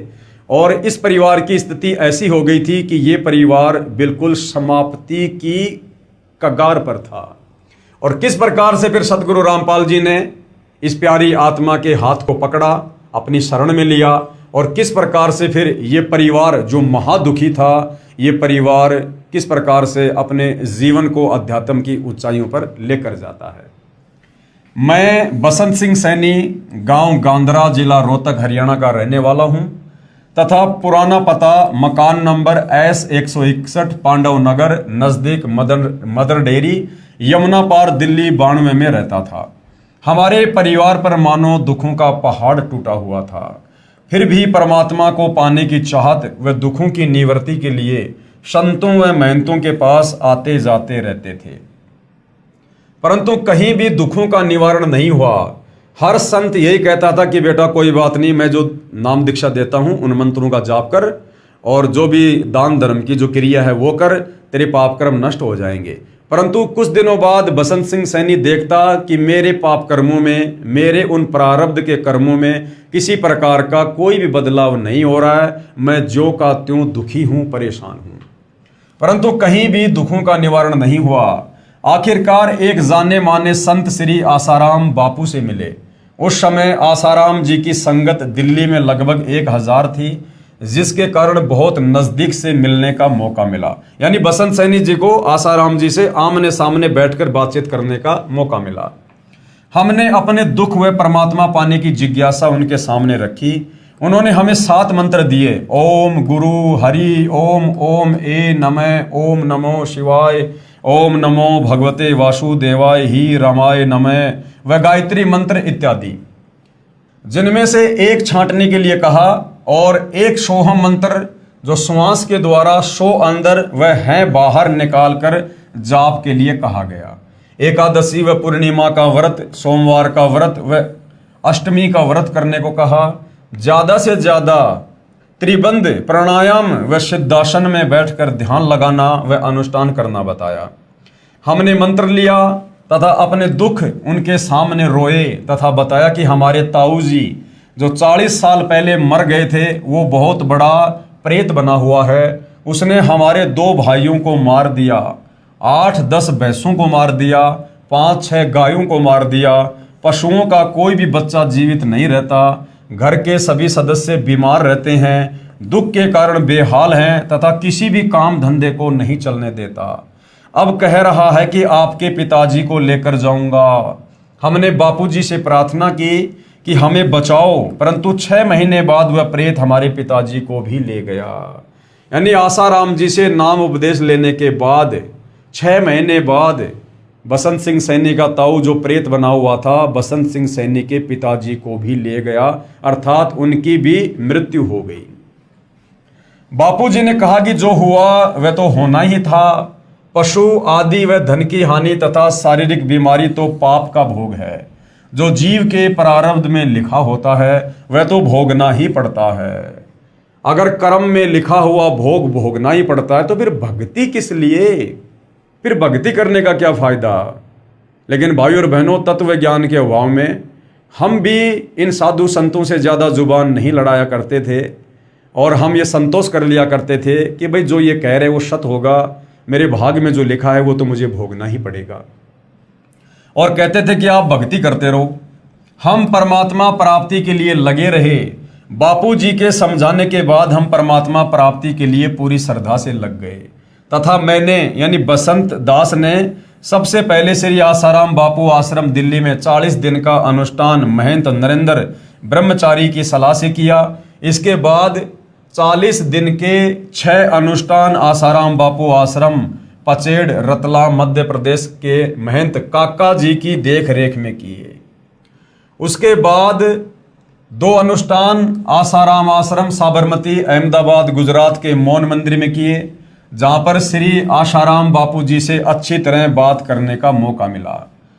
तब मैंने बापू जी से पूछा कि बापू जी, जिस परमात्मा को पाने के लिए मैं तथा सारा भगत समाज लगा हुआ है, वो परमात्मा कौन है, कैसा है तथा कहाँ रहता है, बताने की कृपया करें। ये सुनकर बापू जी ने कहा कि आप लगे रहो, सब पता चल जाएगा। और बताया कि गीता जी के एक अध्याय का पाठ प्रतिदिन करना है और कभी मेरे दर्शनों की इच्छा हो तो एक क्रिया बताता हूं कि 3 दिन तक एक कमरे में बंद हो जाओ। कमरे में बंद होने से पहले दिन खाना पीना छोड़ दो ताकि शाम तक लैट्रिन व बाथरूम से निवृत्ति हो जाए। उसके 3 दिन तक कुछ भी खाना पीना नहीं है और उस कमरे में बैठकर बापूजी का ध्यान करना है। अरे भैया, दर्शन क्या, 3 दिन तक यदि आप किसी व्यक्ति के बारे में सोचोगे तो आपको रात को शौपन भी आने लगेंगे। तो ये बच्चों जैसी जो क्रिया है आसाराम जी ने बसंत सैनी जी को बताई। उसके 3 दिन तक कुछ भी नहीं खाना पीना, न बाहर निकलना है, कमरे में रहो, त्राटक करो। घर जाकर मैंने ये 3 बार किया परंतु बापूजी के दर्शन नहीं हुए।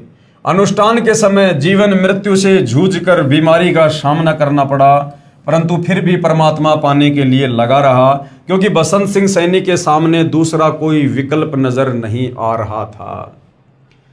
उसके बाद क्या होता भाई और बहनों, परमात्मा कैसे अपनी आत्माओं पर दया करते हैं, रजा करते हैं। सितंबर 2000 में सतगुरु रामपाल जी महाराज का सत्संग काठमंडी रोहतक में सुना, जिन्होंने तत्व ज्ञान के आधार पर गीता जी को समझाया। उसके बाद गीता जी का पाठ करने से मन में आने लगा कि गीता जी में भगवान क्या कह रहे हैं और बापू जी क्या बता रहे हैं। जब बसंत सिंह सैनी सौभाग्य से सतगुरु रामपाल जी की शरण में आए, यानी उनके सत्संग सुनने शुरू किए, और बापूजी के कहने पर गीता जी बसंत सिंह सैनी जी पहले पढ़ाई करते थे। तो जब सतगुरु रामपाल जी ने वास्तव में गीता जी पढ़ाई कि फला अध्याय और श्लोक हमें भक्ति और भगवान के विषय में क्या कह रहा है, तब बसंत सिंह सैनी को समझ में आने लगा कि बापूजी ने हमें गीता जी से क्या पढ़ाया था और अब सतगुरु रामपाल जी हमें वास्तव में क्या समझा रहे हैं। कहीं सचमुच हम भगवान के विरुद्ध तो साधना नहीं कर रहे हैं। सतगुरु रामपाल जी के द्वारा बताए गीता जी के अनुवाद को समझा तो अंतरात्मा रोने लगी तथा बापूजी से मिलकर ये सब शंकाएं पूछनी चाहिए। मैं बापूजी के पास गीता लेकर गया तथा गीता जी को दिखाकर सब शंकाएं पूछी, परंतु बापूजी ने किसी भी शंका का समाधान नहीं किया। मैंने बापूजी से कहा कि बापूजी, आपको परमात्मा के बारे में नहीं पता तो आप भगत समाज को अपने पास क्यों उलझा रहे हो। इस पर बापूजी मेरी तरफ घूर कर बोले कि तू क्या जाने भक्ति के विषय में। मैं उठकर रोता हुआ अपने घर आ गया।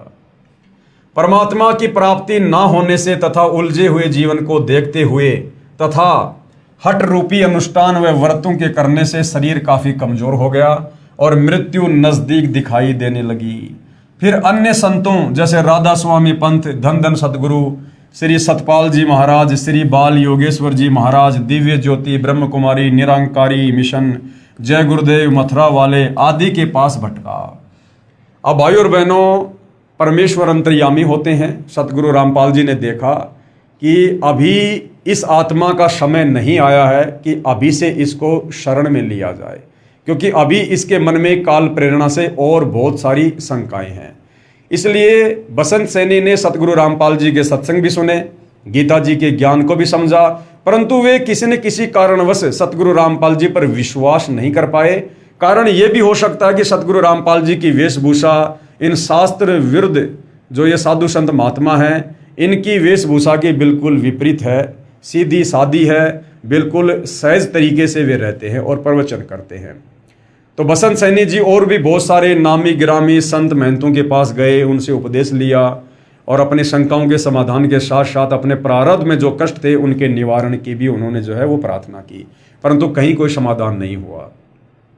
दूसरा, भाई और बहनों, सतगुरु रामपाल जी को इस बात का पता था कि अभी इस आत्मा का वो समय नहीं आया है कि इसको शरण में लिया जाए। अभी इस आत्मा की और शंकाएं रहती हैं। जब तक सभी शंकाओं का समूल समाधान नहीं हो जाता है तब तक आत्मा दृढ़ होकर भक्ति पर नहीं लग सकती है। तो हर प्रकार से सतगुरु रामपाल जी बसंत सैनी जी के मन में जो उठने वाले विचार थे उनका समाधान करवाना चाहते थे कि हर प्रकार से ये हर किसी पंथ में संत के पास घूम ले, फिर ले, भटक ले, और जब हर कहीं से इनको निराशा हाथ लगे तो फिर ये हर प्रकार से तन मन धन से दृढ़ होकर जब इस मार्ग में लगेंगे तब परमात्मा इनकी पुकार को सुनेगा। परंतु जो निर्णायक ज्ञान सतगुरु रामपाल जी महाराज ने बताया वह उपरोक्त किसी भी संत व पंथ के पास नहीं है। मैं पश्चाताप करने लगा कि इस समय शायद पृथ्वी पर कोई भी संत ऐसा नहीं है जिसको परमात्मा प्राप्ति हुई है और जो ये बात बता सके कि वह परमात्मा कौन है, कैसा है और कहाँ रहता है। ये विचार कर मैं फूट फूट कर रातों रोता रहा। संतों से विश्वास उठ गया। मन में आने लगा कि जब श्री आसाराम जी जैसे सुप्रसिद्ध संत ही शास्त्र विधि त्याग कर मनमाना आचरण कर तथा करवा रहे हैं तो किस संत पर विश्वास किया जाए। सतगुरु रामपाल जी ज्ञान तो श्रेष्ठ बता रहे हैं परंतु इनके पास जन समूह कुछ भी नहीं है। बसंत सैनी जी के मन में क्या आया कि सतगुरु रामपाल जी का ज्ञान तो बहुत अच्छा है, शास्त्रों के अनुसार ही बता रहे हैं, परंतु इनके पास भक्तों की भीड़ तो है ही नहीं। और नादानी में हम ये सोचा करते थे कि जिन संतों के पास में लाखों करोड़ों भगत होंगे वो वास्तव में पूर्ण संत होगा। सतगुरु रामपाल जी ज्ञान तो श्रेष्ठ बता रहे हैं परंतु इनके पास जन समूह कुछ भी नहीं है, यानी संगत इनके पास केवल नाम मात्र है। ये पूर्ण संत कैसे हो सकते हैं, ये शंका मन में आई।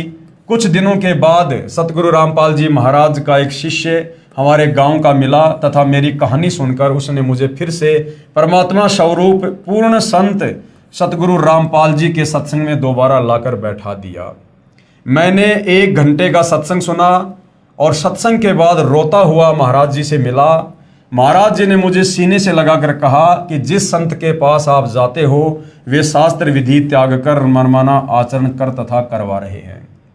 जैसा ये सब वे पहले से ही जानते थे कि मुझे क्या चाहिए और मेरी शंकाओं का समाधान सतगुरु रामपाल जी महाराज ने अपने चरणों में बैठाकर इस प्रकार से किया। तत्वदर्शी सतगुरु रामपाल जी महाराज ने बताया कि पवित्र गीता जी अध्याय 9 मंत्र 25 में पितर पूजना अर्थात श्राद्ध निकालना मना किया है। अन्य देवी देवताओं की पूजा करने वालों को मंद बुद्धि वाले लिखा है। गीता जी अध्याय 7 मंत्र 12 से 15 तथा 20 से 23 तक। परंतु श्री आसाराम जी श्राद्ध महिमा नामक पुस्तक में श्राद्ध निकालने की श्रेष्ठ विधि बताते हैं। संत श्री आसाराम जी के साबरमती अहमदाबाद आश्रम से प्रकाशित पत्रिका ऋषि प्रसाद अंक 135 मार्च 2004 में लिखा है कि भूत पूजने वाले तथा पितरों को पूजने वाले तथा अन्य देवी देवताओं को पूजने वाले क्या बनेंगे। पढ़िए पत्रिका के अगले अंक में। अगले अंक की पत्रिका ऋषि प्रसाद अंक 136 अप्रैल 2004 पेज नंबर 19 में लिखा था कि भूत पूजने वाले भूत लोकों को प्राप्त होंगे। यानी आसाराम जी स्वयं श्राद्ध निकलवाया करते थे और फिर गीता जी के अनुसार ज्ञान भी दिया करते थे कि भूत पूजने वाले भूत बनेंगे, पितृ पूजने वाले पितृ बनेंगे, जबकि श्राद्ध निकालने का मतलब होता है पितरों की पूजा करना। क्योंकि शास्त्र विधि अनुसार साधना ना करके हमारे पूर्वज शास्त्र विरुद्ध भक्ति करके मरने के बाद में प्रेत बने, पितृ बने, भूत बने और पीछे से हमारे ज्ञानहीन धर्म गुरुओं ने उनके श्राद्ध निकलवाने शुरू कर दिए, यानी भूत पूजा शुरू करवा दी। तो श्राद्ध निकालने वाला अपने पूर्वजों के ही पास जाएगा जिस योनि में वो पूर्वज है। तो श्री आसाराम जी ज्ञान तो बताते थे गीता जी के अनुसार और साधना करवाते थे गीता जी के विपरीत, कि भूत पूजने वाले भूत लोगों को प्राप्त होंगे तथा पितृ पूजने वाले पितृ लोगों को प्राप्त होंगे तथा श्री कृष्ण जी के पुजारी भगवान श्री कृष्ण जी के वैकुंठ लोक को प्राप्त होंगे। विचारें, श्री आसाराम जी द्वारा प्रकाशित श्राद्ध महिमा नामक पुस्तक में पितृ पूजने की अच्छी विधि भी लिखी है कि एक श्रेष्ठ क्वालिटी के भूत कैसे बने। यानी श्राद्ध निकालने की अच्छी विधि का मतलब है कि मरने के बाद में अच्छी क्वालिटी का भगत कैसे बना जाए। कृपया सोचें, कोई व्यक्ति ये भी कह रहा हो कि कुएं में गिरने वाले मृत्यु को प्राप्त होते हैं, फिर स्वयं ही कुएं में गिरने का परामर्श भी कर रहा है तथा कह रहा है कि कुएं में गिरने की अच्छी विधि बताता हूं कि दोनों कदम उठाकर एकदम छलांग लगाओ। ये कुएं में गिरकर मरने की श्रेष्ठ विधि है। जो ऐसा नहीं करता वो दोषी है। क्या वह व्यक्ति नेक है? क्या वो साधु संत नेक है? ये भूमिका श्री आसाराम जी संत कर रहे हैं कि एक तरफ तो कह रहे हैं कि पितृ व भूत पूजने वाले भूत व पितृ बनकर भूत लोक व पितृ लोक में जाएंगे, जहां पर वे भूखे प्यासे रहेंगे, फिर उनको श्राद्धों द्वारा तृप्त किया जाता है। एक और विचारणीय विषय है कि जब अपने माता पिता जीवित थे तो वे प्रतिदिन कम से कम 2 बार भोजन किया करते थे। अब मृत्यु के पश्चात वे श्री गीता जी के विरुद्ध साधना करके दुखदायी भूत व पितृ योनि को प्राप्त कर चुके हैं। अब एक दिन के श्राद्ध से वे कैसे तृप्त हो सकते हैं? यानी जब वो धरती पर थे, जीवित थे, वो दिन में 2 बार या 3 बार खाना खाते थे, तब जाकर उनकी तृप्ति होती थी। अब भूत बनने के बाद भूत को तो और ज्यादा भूख प्यास लगती है और हम उनका साल में 1 बार श्राद्ध निकाल रहे हैं। तो जो माता पिता जीवित रहते समय दिन में 3 बार भोजन किया करते थे, अब मरने के बाद में साल में मात्र 16 दिन या 1 दिन उनको भोजन खिलाने से उनकी तृप्ति कैसे हो सकती है? ये भी हमारे को धर्म गुरुओं ने मूर्ख ही बना रखा था। बाकी 64 दिन वो क्या खाएंगे, जिसके लिए संत व गुरुजन दोषी हैं, जो भोली भाली आत्माओं को गुमराह कर रहे हैं। शास्त्र ज्ञान से अपरिचित संत ही इस जीव को शास्त्र विधि रहित साधना करवाकर दुखदायी योनियों में डलवाते हैं। श्री आसाराम जी श्री शिव जी की उपासना का मंत्र ओम नमो शिवाय व श्री विष्णु जी का मंत्र ओम नमो भागवते वासुदेवाय बताते हैं। इसी के अतिरिक्त हरि ओम, ओम गुरु आदि नामों में से कोई एक मंत्र अपनी इच्छा अनुसार चुन लेने को कहते हैं तथा सोहम को 2 हिस्से करके श्वास द्वारा सुमरण करना आदि मंत्र देते हैं, जो किसी शास्त्र में प्रमाण नहीं है। यानी 8-10 मंत्र भगत के सामने रख देते हैं और कहते हैं कि अपनी इच्छा से जो आपको अच्छा लगे इनमें से एक मंत्र चूज कर लो, उसका जाप करो। तो सतगुरु रामपाल जी अब क्या समझा रहे हैं कि कितनी बड़ी नादानी और ये सुप्रसिद्ध संत करते हैं। विचार करें, कोई रोगी जिसके पेट में दर्द हो किसी डॉक्टर के पास इलाज के लिए प्रार्थना करे और वो डॉक्टर उसके आगे 6 प्रकार की गोलियां डालकर कहे कि जो तुझे अच्छी लगे इनमें से एक उठा ले, क्या वह वैद्य यानी डॉक्टर हो सकता है? पवित्र गीता जी अध्याय 8 मंत्र 13 में कहा है कि ओम इति एकाक्षरम ब्रह्म व्यवहारण माम अनुस्मरण ये प्रियाति तजन देहम शयाति परमाम गतम। गीता ज्ञान देने वाला ये ब्रह्म काल, ब्रह्मा विष्णु महेश का पिता, दुर्गा का पति, गीता का ज्ञान देते समय श्री कृष्ण जी के शरीर में प्रवेश करके अर्जुन को कह रहा कि अर्जुन, मुझ ब्रह्म की साधना का, मुझ ब्रह्म के सुमरण का केवल एक ओम मंत्र है। जो इस ओम मंत्र की साधना अंतिम श्वास तक, शरीर छूटने तक करेगा, वो मेरे ब्रह्म लोक को प्राप्त होगा।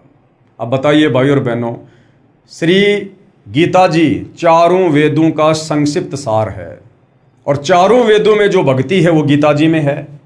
और गीता जी में केवल ये गीता का ज्ञान देने वाला ब्रह्म एक ओम मंत्र का जाप करने की सलाह देता है कि अगर मेरे लेवल की भक्ति करनी है, मुझ काल तक की भक्ति करनी है, ब्रह्म तक की भक्ति करनी है और जन्म मनन में रहना है, लक 84 में भी जाना है, तो भाई आपने केवल एक ओम मंत्र का जाप करना होगा, नथिंग एल्स। इससे नीचे ब्रह्मा विष्णु महेश, देवी देवता, भूत पूजा, श्राद्ध, इनकी कोई भक्ति नहीं करनी।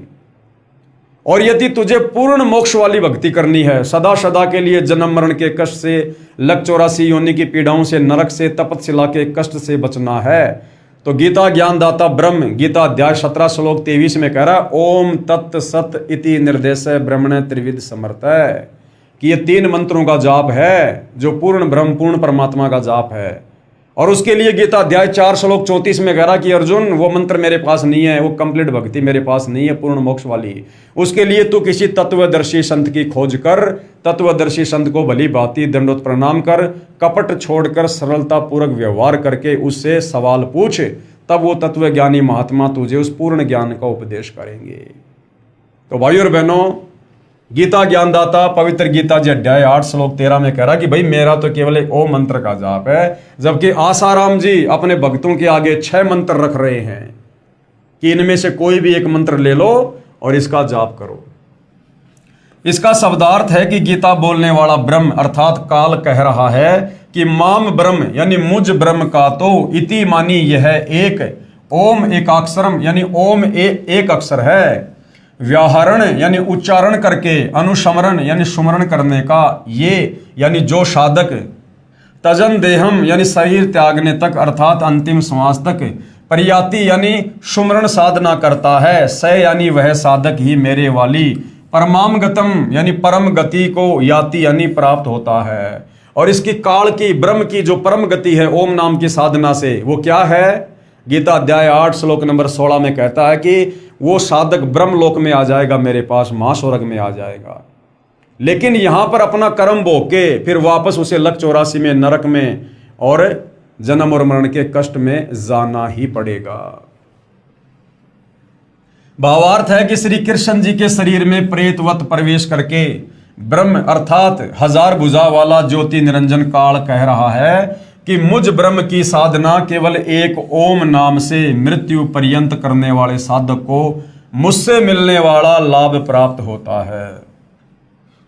अन्य कोई भी मंत्र मेरी भक्ति का नहीं है तथा अपनी गति को भी गीता अध्याय 7 मंत्र 18 में अनुतमाम अर्थात अति घटिया बताया है।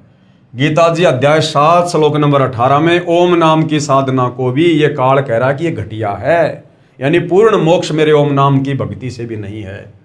इसी का प्रमाण गीता जी अध्याय 9 मंत्र 20 से 25 में कहा है कि जो तीनों वेदों ऋग्वेद, यजुर्वेद तथा सामवेद में वर्णित विधि द्वारा मेरी साधना करते हैं तथा अन्य देवताओं की पूजा करते हैं, उनकी जन्म मृत्यु तथा स्वर्ग नरक बना रहता है तथा पितृ पूजने वाले यानी श्राद्ध करने वाले पितृ बनकर पितरों को प्राप्त होते हैं। भूत पूजने वाले 13वीं 17वीं वर्षीय अस्थियां उठाकर गंगा आदि में क्रिया करवाकर प्रवाह करवाना, पिंड भरवाना आदि भूत पूजा है।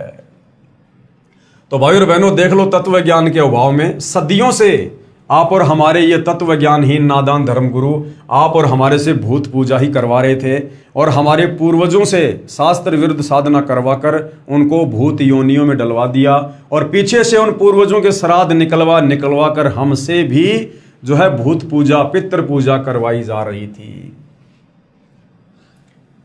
भूत बनकर भूत लोक में चले जाएंगे, फिर पृथ्वी पर भी भटकते रहेंगे। ये पूजा अविधि पूर्वक यानी शास्त्रों के विरुद्ध अज्ञान पूर्वक मनमाना आचरण है। मनमाना आचरण यानी गीता जी में इस प्रकार की पूजा का, चारों वेदों में इस प्रकार की पूजा का, श्राद्ध निकालना, भूत पूजना, 13वीं 17वीं समाधि पूजना, मंदिर मस्जिद चर्च गुरुद्वारे में जाना, कावड़ लेके आना, पैदल यात्रा करना, इस प्रकार की पूजा का कहीं कोई विधान नहीं है।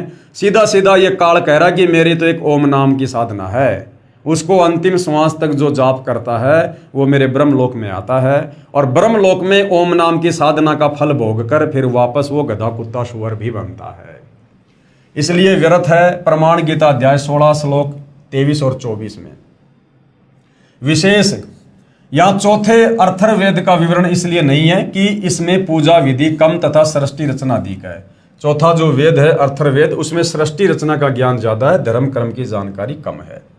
इसलिए गीता अध्याय 18 श्लोक 62 में कहा है कि उस परमात्मा की शरण में जाओ। गीता जी अध्याय 18 श्लोक 62। गीता जी का ज्ञान कौन दे रहा है? ये ब्रह्म, ये काल, ब्रह्मा विष्णु महेश का पिता। हिंदू समाज ये मानता है कि श्री विष्णु जी रूप में श्री कृष्ण जी ने ये गीता जी का ज्ञान दिया और हिंदू समाज अपनी अज्ञानता के चलते श्री विष्णु यानी श्री कृष्ण से बड़ा किसी को भगवान नहीं मानता। तो भाई चलो आपकी बात बड़ी करते हैं। वैसे तो गीता जी का ज्ञान श्री कृष्ण जी के शरीर में प्रवेश करके और काल ने दिया है, ब्रह्म ने दिया है। यदि आप श्री कृष्ण जी मान रहे हो, श्री विष्णु जी मान रहे हो, तो भाई आपके श्री विष्णु जी अर्थात श्री कृष्ण जी तो हाथ खड़े कर रहे हैं भक्ति को लेकर, भगवान को लेकर कि भैया मेरे बस की बात नहीं है तुम्हारा जन्म मरण का रोग काटना, तुम्हें गधा कुत्ता सुअर बनने से बचाना, नरक में जाने से तुम्हें बचाना, मेरे बस की बात नहीं है। उसके लिए खुद गीता का ज्ञान देने वाला विष्णु श्री कृष्ण ये खुद अन्य किसी और परमात्मा की शरण में जाने को अर्जुन को सलाह दे रहा है। इसलिए गीता अध्याय 18 श्लोक 62 में कहा है कि उस परमात्मा की शरण में जा, अपने से अन्य किसी और परमात्मा की शरण में जाकर भक्ति करने को अर्जुन को सलाह दे रहा है, जिससे तेरी पूर्ण मुक्ति होगी, यानी तेरा जन्म मरण का रोग समाप्त होगा, तुझे मोक्ष मिलेगा तथा परम शांति तथा शाश्वत स्थान अर्थात सतलोक को प्राप्त होगा, जिस सतलोक को हम छोड़कर आए थे। तथा गीता अध्याय 15 श्लोक 4 में कहा है कि तत्वदर्शी संत मिलने पर उसके बताए अनुसार शास्त्र विधि अनुसार साधना करनी चाहिए। गीता अध्याय 4 श्लोक 34 में अर्जुन को गीता ज्ञान देने वाला सलाह दे रहा है कि भैया मेरे पास में भक्ति का कंप्लीट कोर्स नहीं है, ना मुझे ज्ञान है पूरी सृष्टि का, ना पूरे अध्यात्म का। इसके लिए तू किसी तत्वदर्शी संत की खोज कर ले, और जब तुझे वो तत्वदर्शी संत मिल जाए उसके बाद गीता अध्याय 15 श्लोक नंबर 4 में क्या कहा है कि उसके बाद यानी तत्वदर्शी संत मिलने पर उसके बताए अनुसार शास्त्र विधि अनुसार साधना करनी चाहिए, फिर उस परम पद परमेश्वर की खोज करनी चाहिए, जहां जाने के पश्चात यानी सतलोक जाने के पश्चात साधक यानी भगत का कभी जन्म मृत्यु नहीं होता, यानी वापस इस 21 ब्रह्मांड में वो नहीं आता और यहां गधा कुत्ता सुअर नहीं बनता, अर्थात अनादि मोक्ष प्राप्त हो जाता है, सदा सदा के लिए वो मुक्त हो जाता है। गीता बोलने वाला काल अर्थात क्षर पुरुष ब्रह्म कह रहा है कि मैं भी उसी आदि पुरुष परमेश्वर की शरण में हूं, क्योंकि भाई और बहनों सतलोक से आने के बाद आप और हम सभी आत्माओं को तो भूल पड़ गई। आप और हमारे तो बहुत सारे जन्म और मृत्यु हो चुके हैं, हमारी याददाश्त इस काल ने डिलीट करवा दी है जीव संज्ञा में लाकर, परंतु ये जो दुर्गा और काल है इन दोनों की याददाश्त बरकरार है। इसलिए गीता का ज्ञान देते समय ये गीता ज्ञान देता काल ब्रह्म क्या कह रहा है कि अर्जुन मैं भी उसी परमात्मा की शरण में हूं और तू भी उसी की शरण में जा, और उसकी शरण प्राप्त करने के लिए किसी तत्वदर्शी संत की खोज कर। तो भाई और बहनों आज वह तत्वदर्शी संत इस धरती पर सतगुरु रामपाल जी हैं। ये आप और हमारा परम सौभाग्य है। जब ऐसे ऐसे कष्ट भोग रही और आत्माओं के कष्टों को सतगुरु रामपाल जी ने मात्र उपदेश देकर शत भक्ति दान देकर उस कर्म के दंड को समाप्त कर दिया, तो ये परमेश्वर क्या नहीं कर सकते। प्रारब्ध में लिखे कर्मों को ये ब्रह्मा विष्णु महेश दुर्गा, कोई देवी देवता, कोई जंत्र मंत्र तंत्र या खुद ये काल ब्रह्म भी नहीं काट सकता है। केवल तत्वदर्शी संत ही प्रारब्ध के कर्मों को समाप्त कर सकता है, कर्म दंड को समाप्त कर सकता है, तीन ताप के कष्ट को समाप्त कर सकता है, क्योंकि तत्वदर्शी संत की भूमिका खुद कबीर परमात्मा ही निभाते हैं और परमात्मा सब कुछ करने में सक्षम है। सतगुरु रामपाल जी महाराज ने बताया कि अन्य सभी संत कहते हैं कि पाप का भोग तो प्रारब्ध में लिखा होने के कारण जीव को भोगना ही पड़ेगा, भक्ति करते रहना चाहिए, आने वाला दूसरा जीवन सुखमय हो जाएगा। तो उसके लिए सतगुरु रामपाल जी क्या उदाहरण दे रहे हैं, कृपया विचार करें। किसी के पैर में कांटा लगा हो जिस कारण से उसे बहुत पीड़ा हो रही हो, यानी किसी के भाग्य में प्रारब्ध के कारण दुख है, पीड़ाएं है, और उस कांटे के कष्ट के निवारण के लिए किसी से प्रार्थना करें और उस दुख निवारण के लिए हम किसी साधु संत महात्मा के पास जाएं, तो उत्तर मिले कि कांटा तो लगा रहने दे, जूता पहन ले, भविष्य में कांटा नहीं लगेगा। और जवाब वो संत क्या देते हैं कि भैया तेरे पिछले दुख तो समाप्त होंगे नहीं, तेरे भाग्य में लिखे हैं, तो आगे से भक्ति शुरू कर दे, तुझे आगे दुख नहीं होगा। अरे भैया जब पहले से पैर में कांटा लगा हुआ है, जब तक वो कांटा नहीं निकलेगा जूता कैसे पहनूंगा। तो जब तक मैं वर्तमान में दुखी हूं, परेशान हूं मेरे प्रारब्ध के कारण है, और जब तक मेरे वो प्रारब्ध वाले कष्ट समाप्त नहीं होंगे, मैं सुखी नहीं होऊंगा, भाई मैं भक्ति कैसे कर पाऊंगा। पहले तो मेरे पैर का कांटा निकले और फिर इस डर से मैं जूता पहनूं कि आगे कहीं कांटा ना चुभ जाए। तो पहले तो भाई मेरे पिछले जो पाप कर्म है जिस कारण मेरे ऊपर कष्ट हैं वो मेरे कष्ट समाप्त हों, फिर मैं उस राम नाम के जूते को पहनूंगा, यानी संत से भक्ति लूंगा, ताकि आगे यदि मैंने गलती कर दी तो फिर से वही कष्ट जीवन में दोबारा शुरू ना हो जाए। तो क्या कह रहे हैं गुरुदेव, किसी के पैर में कांटा लगा हो जिस कारण से उसे बहुत पीड़ा हो रही हो, उस कांटे के कष्ट के निवारण के लिए किसी से प्रार्थना करे, तो उत्तर मिले कि कांटा तो लगा रहने दे, जूता पहन ले, भविष्य में कांटा नहीं लगेगा। क्या वह व्यक्ति ठीक सलाह दे सकता है? क्योंकि कांटा लगे पैर में जूता पहना ही नहीं जा सकता। जो व्यक्ति पहले से अपने पाप कर्मों के कारण दुखी है, वो आगे भक्ति कैसे कर सकता है? पहले तो संत अपने आशीर्वाद से उसके पाप कर्मों को हल्का करे और फिर आगे उसको विधि ऐसी बता दे जिससे पाप ना हो, और धीरे धीरे वो सुखी हो जाएगा, फिर वो भक्ति करेगा। क्योंकि कांटा लगे पैर में जूता पहना ही नहीं जा सकता। पहले कांटा निकले, फिर इस डर से जूता पहनेगा कि कहीं दोबारा कांटा न लग जाए। ठीक इसी प्रकार पूर्ण परमात्मा के पूर्ण संत की शरण में आने से, जो संत रूप में खुद परमात्मा ही होते हैं, उस पाप रूपी कांटे का कष्ट समाप्त होता है। फिर साधक यानी भगत पूर्ण प्रभु की शास्त्र विधि अनुसार साधना रूपी जूता इस डर से पहनेगा कि कहीं फिर से कोई पाप रूपी कांटा कष्टदायक ना हो जाए। सभी संतों ने पवित्र गीता जी के अनुवाद में अर्थों का अनर्थ किया है। गीता अध्याय 7 मंत्र 18 व 24 में अनुत्तमाम का अर्थ अति उत्तम किया है तथा अध्याय 18 मंत्र 66 में व्रज का अर्थ आना किया है, जबकि अनुत्तम का अर्थ अति घटिया होता है तथा व्रज का अर्थ जाना होता है। अब क्या है भाइयों और बहनों, तत्व ज्ञान के अभाव में चाहे कोई कितना बड़ा विद्वान हो, कितना बड़ा धर्मगुरु हो, वो ब्रह्मा विष्णु महेश से ऊपर किसी को परमात्मा नहीं मान सकता। इसलिए वो घुमा फिरा के इन्हीं की महिमा करता रहता है, क्योंकि उसे ऊपर की शक्तियों का, ऊपर के भगवानों का ज्ञान नहीं, उसको सृष्टि रचना का ज्ञान नहीं है। जिस कारण से इन्होंने गीता जी के अनुवाद में भी अर्थों का अनर्थ कर दिया। तत्व ज्ञान के अभाव से तथा ज्ञानहीन गुरुओं के कारण ही सर्व भगत समाज शास्त्र विधि रहित साधना करके मनुष्य जीवन व्यर्थ कर रहा है। पवित्र गीता जी अध्याय 16 मंत्र 23-24 क्या कहता है कि शास्त्र विधि को त्याग कर जो मनमानी भक्ति करता है, मनमाने मंत्रों का जाप करता है, मनमानी पूजा पाठ करता है, उसको ना कभी कोई सुख हो सकता, ना उसको भक्ति से सिद्धि मिल सकती, और ना मरने के बाद उसकी गति हो सकती। सर्व पवित्र धर्मों की पवित्र आत्माएं तत्व ज्ञान से अपरिचित हैं, जिस कारण नकली गुरुओं, संतों, महंतों तथा ऋषियों का दाव लगा हुआ है। जिस समय पवित्र भगत समाज आध्यात्मिक तत्व ज्ञान से परिचित हो जाएगा, उस समय इन नकली संतों, गुरुओं व आचार्यों को छुपने का स्थान नहीं मिलेगा। और वो समय भाई और बहनों अब धीरे धीरे आ चुका है। सन 2030-32 के बाद में इन नकली संतों को या तो ये सतगुरु रामपाल जी की शरण में आ जाएंगे, अन्यथा इनको धरती पर छुपने की जगह नहीं मिलेगी। उपरोक्त सच्चाई को आंखों देखकर मैं तथा अन्य परिवार के सदस्य यानी बसंत सिंह सैनी जी कह रहे हैं कि सतगुरु रामपाल जी के सत्संग सुनकर और उनसे ये परामर्श लेकर और आंखों देखकर मैं तथा अन्य परिवार के सदस्य सतगुरु रामपाल जी महाराज के चरणों में लगे हैं। पूरे परिवार में कोई बीमारी नहीं रही, और जो भूत कभी परिवार के किसी सदस्य को मार देते थे, किसी पशु को मार देते थे, काम धंधे को नहीं चलने देते थे, वे घर से ही नहीं गांव से भी भाग गए तथा दूसरे रिश्तेदारों के घर चले गए, जो अब भी श्री आसाराम जी के पुजारी हैं। वहां जाकर भूत कहते हैं कि उनके बसंत सैनी आदि के घर तो परमात्मा का निवास हो गया है, उनको परमात्मा स्वरूप पूर्ण संत मिल गए हैं, अब उनके पास नहीं जा सकते।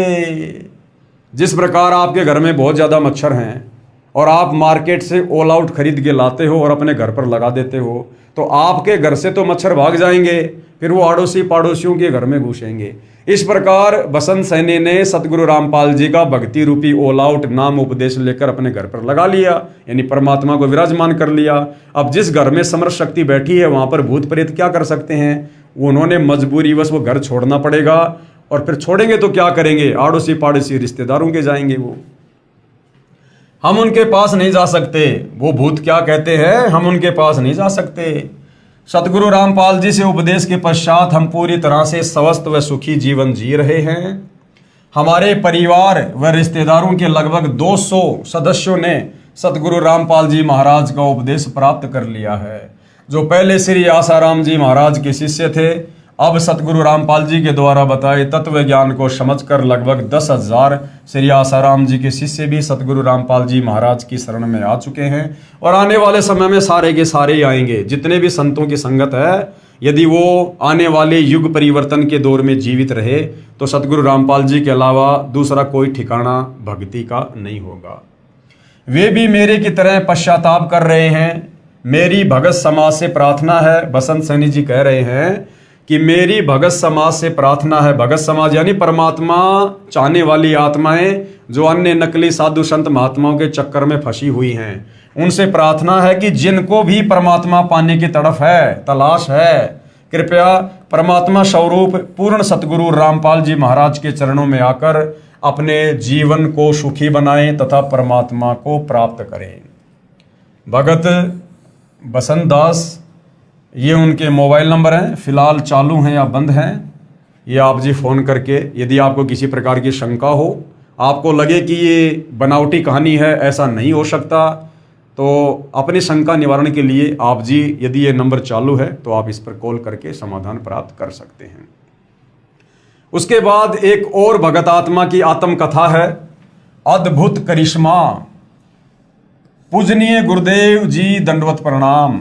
मैं भगत नथुराम, गांव छावला, दिल्ली से अपने परिवार की खुशी आदरपूर्वक सूचित करना चाहता हूं कि जनवरी सन 2000 के आरंभ में सतगुरु रामपाल जी महाराज का प्रवचन सत्संग ताजपुर गांव दिल्ली में श्री मुरारी भगत के निवास पर चल रहा था, तो एक अन्य भगत की बेटी ने मेरी पत्नी श्रीमती बिमला देवी जो कि छावला से है, उससे कहा कि चाची जी, पड़ोस के गांव में जो सत्संग चल रहा है, यदि आप उस महाराज से नाम ले लो तो आपका असाध्य रोग, यानी जो रीढ़ की हड्डी में 1 इंच का फासला था जिस कारण से बहुत ज़्यादा पीड़ा थी, ठीक हो सकता है।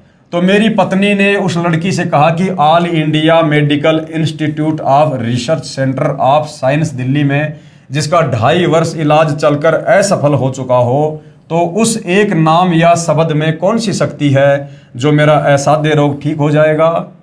काफ़ी देर तक दोनों की बहस चलती रही। अंत में धीरे चलकर उस सत्संग में जाने का निर्णय लिया गया। परम पूज्य सतगुरु रामपाल जी महाराज के प्रवचन अमृतवाणी सुनकर अधूरी छूटी हुई भक्ति का तार पुनः बंदी छोड़ से जुड़ गया, यानी वो आत्मा पहले किसी जन्म में सतगुरु रामपाल जी की शरण में थी, अब फिर से वो अधूरा तार, वो भक्ति वापस शुरू हो गई। और 2.5 वर्ष के इलाज से फायदा ना पाकर केवल नाम के सुमरण से, जो नाम सतगुरु रामपाल जी देते हैं, जो शास्त्र प्रमाणित हैं, जो इन यहाँ की शक्तियों के, देवी देवताओं के जो बीज मंत्र हैं, मूल मंत्र हैं, उस सुमरण से 5 दिन के अंदर ही असाध्य रोग ठीक हो गया।